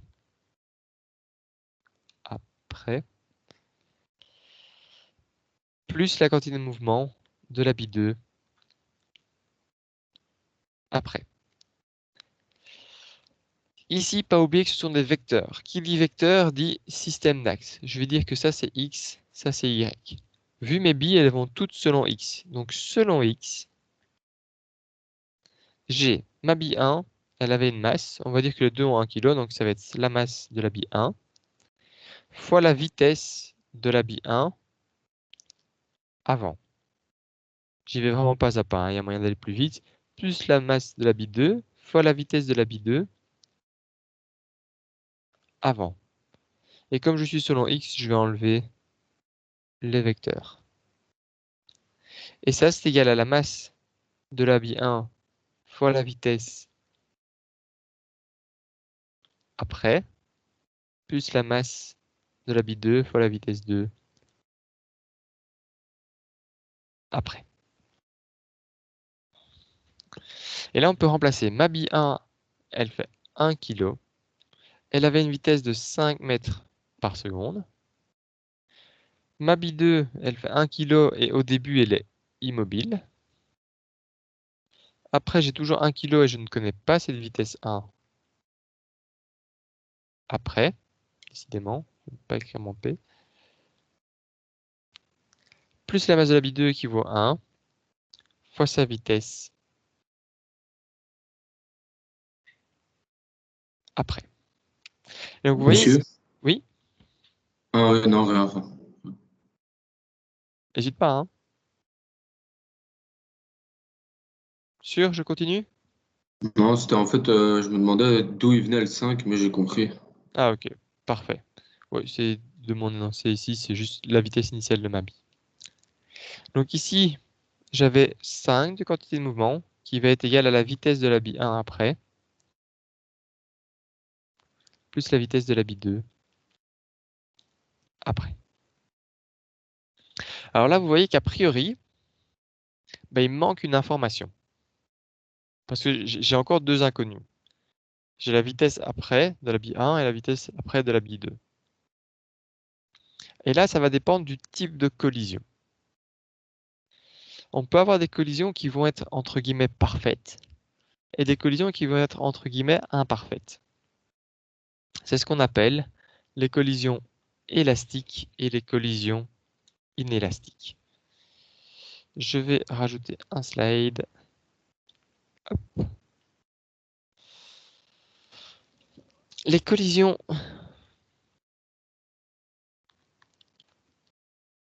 élastiques conservent l'énergie cinétique. Donc ça veut dire quoi? Ça veut dire qu'il y a collision. Donc la quantité de mouvement avant égale la quantité de mouvement après. Alors attention, on a bien vu que c'était pas élément par élément, mais système par système. Donc c'est toute la quantité de mouvement avant qui est égale à toute la quantité de mouvement après. Donc je pourrais écrire ça, la quantité de mouvement totale avant est égale à la quantité de mouvement totale après. Et le fait qu'elle soit élastique, ça veut dire que l'énergie cinétique totale avant est égale à l'énergie cinétique totale après. Un choc élastique, c'est typiquement ce qui se passe en 2 bits de billard, par exemple. Vous n'allez pas avoir d'énergie perdue. Parce que l'inverse des collisions élastiques, ce sont les collisions inélastiques. Et donc là, l'énergie cinétique n'est pas conservée.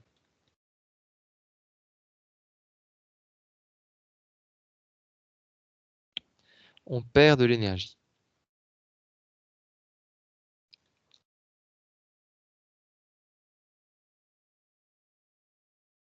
Donc c'est toujours une collision. Donc j'aurai toujours la quantité de mouvement totale avant égale la quantité de mouvement totale après, mais j'aurai une variation d'énergie.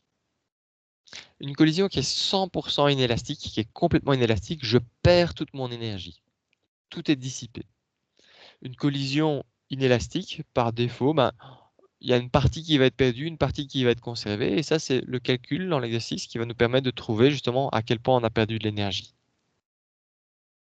Quelques exemples. Comme je vous dis, collision élastique, on a deux billes de billard qui se rencontrent. Là, a priori, mes billes de billard vont perdre peu d'énergie. Comment est-ce qu'on peut perdre de l'énergie? On peut perdre de l'énergie si le système chauffe, si le système se déforme, s'il y a du son qui est émis, etc. Et donc vous vous rendez compte que là, en fait, des collisions élastiques, à part si vous employez des systèmes très spécifiques, ça n'existe pas. On perd toujours un peu d'énergie avec le système. Mais dans beaucoup de cas, on peut se dire, allez, c'est quasi élastique, c'est complètement négligeable. Par exemple, avec mes billes de billard, on va perdre un peu d'énergie avec le choc. D'ailleurs, vous allez entendre le bruit. Rien que le fait qu'il y ait un bruit, c'est qu'on perd de l'énergie. Vous allez entendre le tac sur les billes de billard. Ensuite, si vous mettiez une sonde de température, vous verrez que au moment du choc, il va y avoir une étincelle, un tout petit peu de chaleur, mais qui est faible vu la matière des billes de billard. Je vous montrerai à l'expérimentarium si on prend deux bonnes grosses billes en acier. Si je les tape l'une contre l'autre, là vous voyez vraiment une étincelle. Parce que l'énergie cinétique, ça va être une collision quasi élastique, mais on va perdre une partie de l'énergie en chaleur. C'est ce qui se passe avec les voitures. Une voiture, quand elle se prend un camion, on a envie que le choc soit inélastique. Pourquoi? Parce que si le choc est inélastique, ça veut dire qu'on va absorber une partie de l'énergie. On n'a pas envie qu'on se reprenne toute l'énergie. Mais on n'a pas envie d'avoir cette énergie de manière cinétique. Ça veut dire que mon corps il va être projeté si j'ai une énergie cinétique. Ce qu'on a envie d'avoir, c'est une perte d'énergie cinétique et donc on va demander que la voiture se déforme un maximum. C'est pour ça que les voitures sont faites avec une tôle assez fine en fait. Plus la tôle va se déformer, plus il y a de l'énergie qui va partir dans la déformation de la tôle. Alors que si on avait une voiture comme un tank blindé, vous allez vous prendre toute l'énergie de la collision directement. C'est un peu ce qui se passe aussi avec les suspensions, hein. Le but des suspensions, c'est que si vous voulez, votre ressort se déforme qui va absorber une partie de l'énergie. Sauf que là, c'est quelque chose qu'on connaît bien, c'est pas une déformation d'une tôle qui part dans tous les sens, c'est vraiment un ressort qui se déforme d'une façon précise. Mais c'est le même principe. Donc pour la dernière partie du cours, voici la base. On va voir les collisions. Dans les collisions, peu importe lesquelles, on a toujours la conservation de la quantité de mouvement totale. Mais après, on va regarder des collisions élastiques ou inélastiques. Pour les collisions élastiques, on a donc une condition en plus, c'est que l'énergie cinétique totale, donc si je reprends mon exemple ici avec mes deux billes, ça veut dire que j'ai une deuxième équation, c'est que l'énergie cinétique de la bille 1 avant, plus l'énergie cinétique de la bille 2 avant, est égale à l'énergie cinétique de la bille 1 après, plus l'énergie cinétique de la bille 2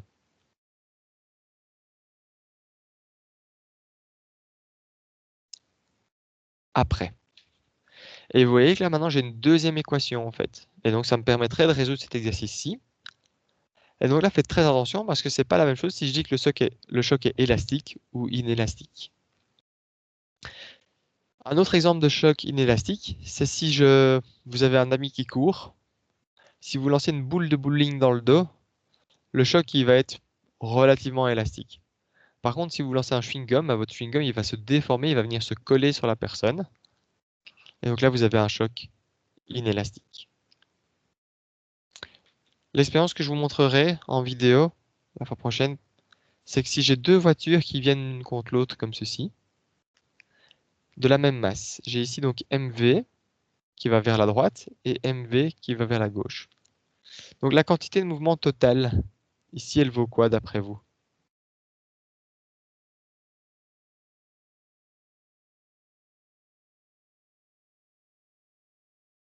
Zéro. 0. Parce que si je fais selon X, j'ai plus mv moins mv, ça fait 0.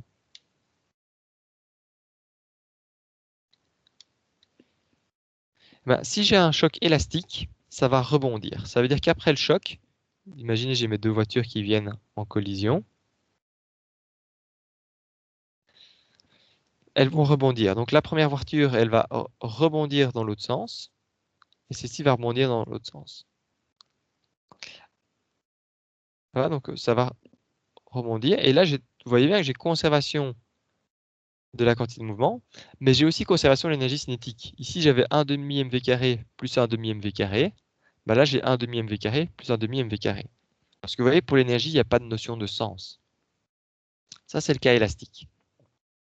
Si c'est inélastique, ce qui va se passer, 100% inélastique, mes deux voitures vont rester sur place. Ma vitesse vaudra 0. Vous voyez que là, ma vitesse vaut 0, et donc j'ai bien ma quantité de mouvement totale qui est conservée. Elle vaut 0. Mais qu'est-ce qui s'est passé? Ici, je perds mon énergie cinétique. Mon énergie cinétique, elle passe de 1 demi mv carré plus 1 demi mv carré à 0. Ça, c'est la différence entre un choc élastique et inélastique. Le choc élastique, ça va rebondir parce qu'il faut absolument garder cette énergie. Et donc, si j'avais une vitesse, je dois garder cette vitesse. Par contre, un choc inélastique, ben, oui, je dois garder ma quantité de mouvement, mais je vais perdre mon énergie cinétique. Et donc ici, en fait, ma quantité de mouvement reste 0. Donc ça, c'est un cas possible avec 0. Il faudrait faire les équations pour s'en rendre compte. Mais j'ai plus d'énergie cinétique. Ceci, si vous voulez un cas concret, imaginez que vous êtes en train de faire du patinage. Vous allez par là. Et là, vous voyez quelqu'un qui vient vers vous et il va y avoir une collision. Vous allez rentrer l'un dans l'autre. Instinctivement, ce que vous allez faire, alors soit vous êtes un crevard et vous repoussez l'autre. Alors le poussant, vous allez créer une sorte de choc élastique. Et donc, en fait, par action-réaction, il va partir par là et vous par là. Bon, en vrai, il va se planter, hein, faites pas ça, mais disons qu'au tout début du moment, vous allez partir dans des directions opposées. Par contre, ce qui est plus humain, c'est d'essayer de se rattraper à l'autre. Et donc, vous allez vous enlacer amoureusement comme ça pour essayer de ne pas tomber. Et là, vous avez un choc inélastique.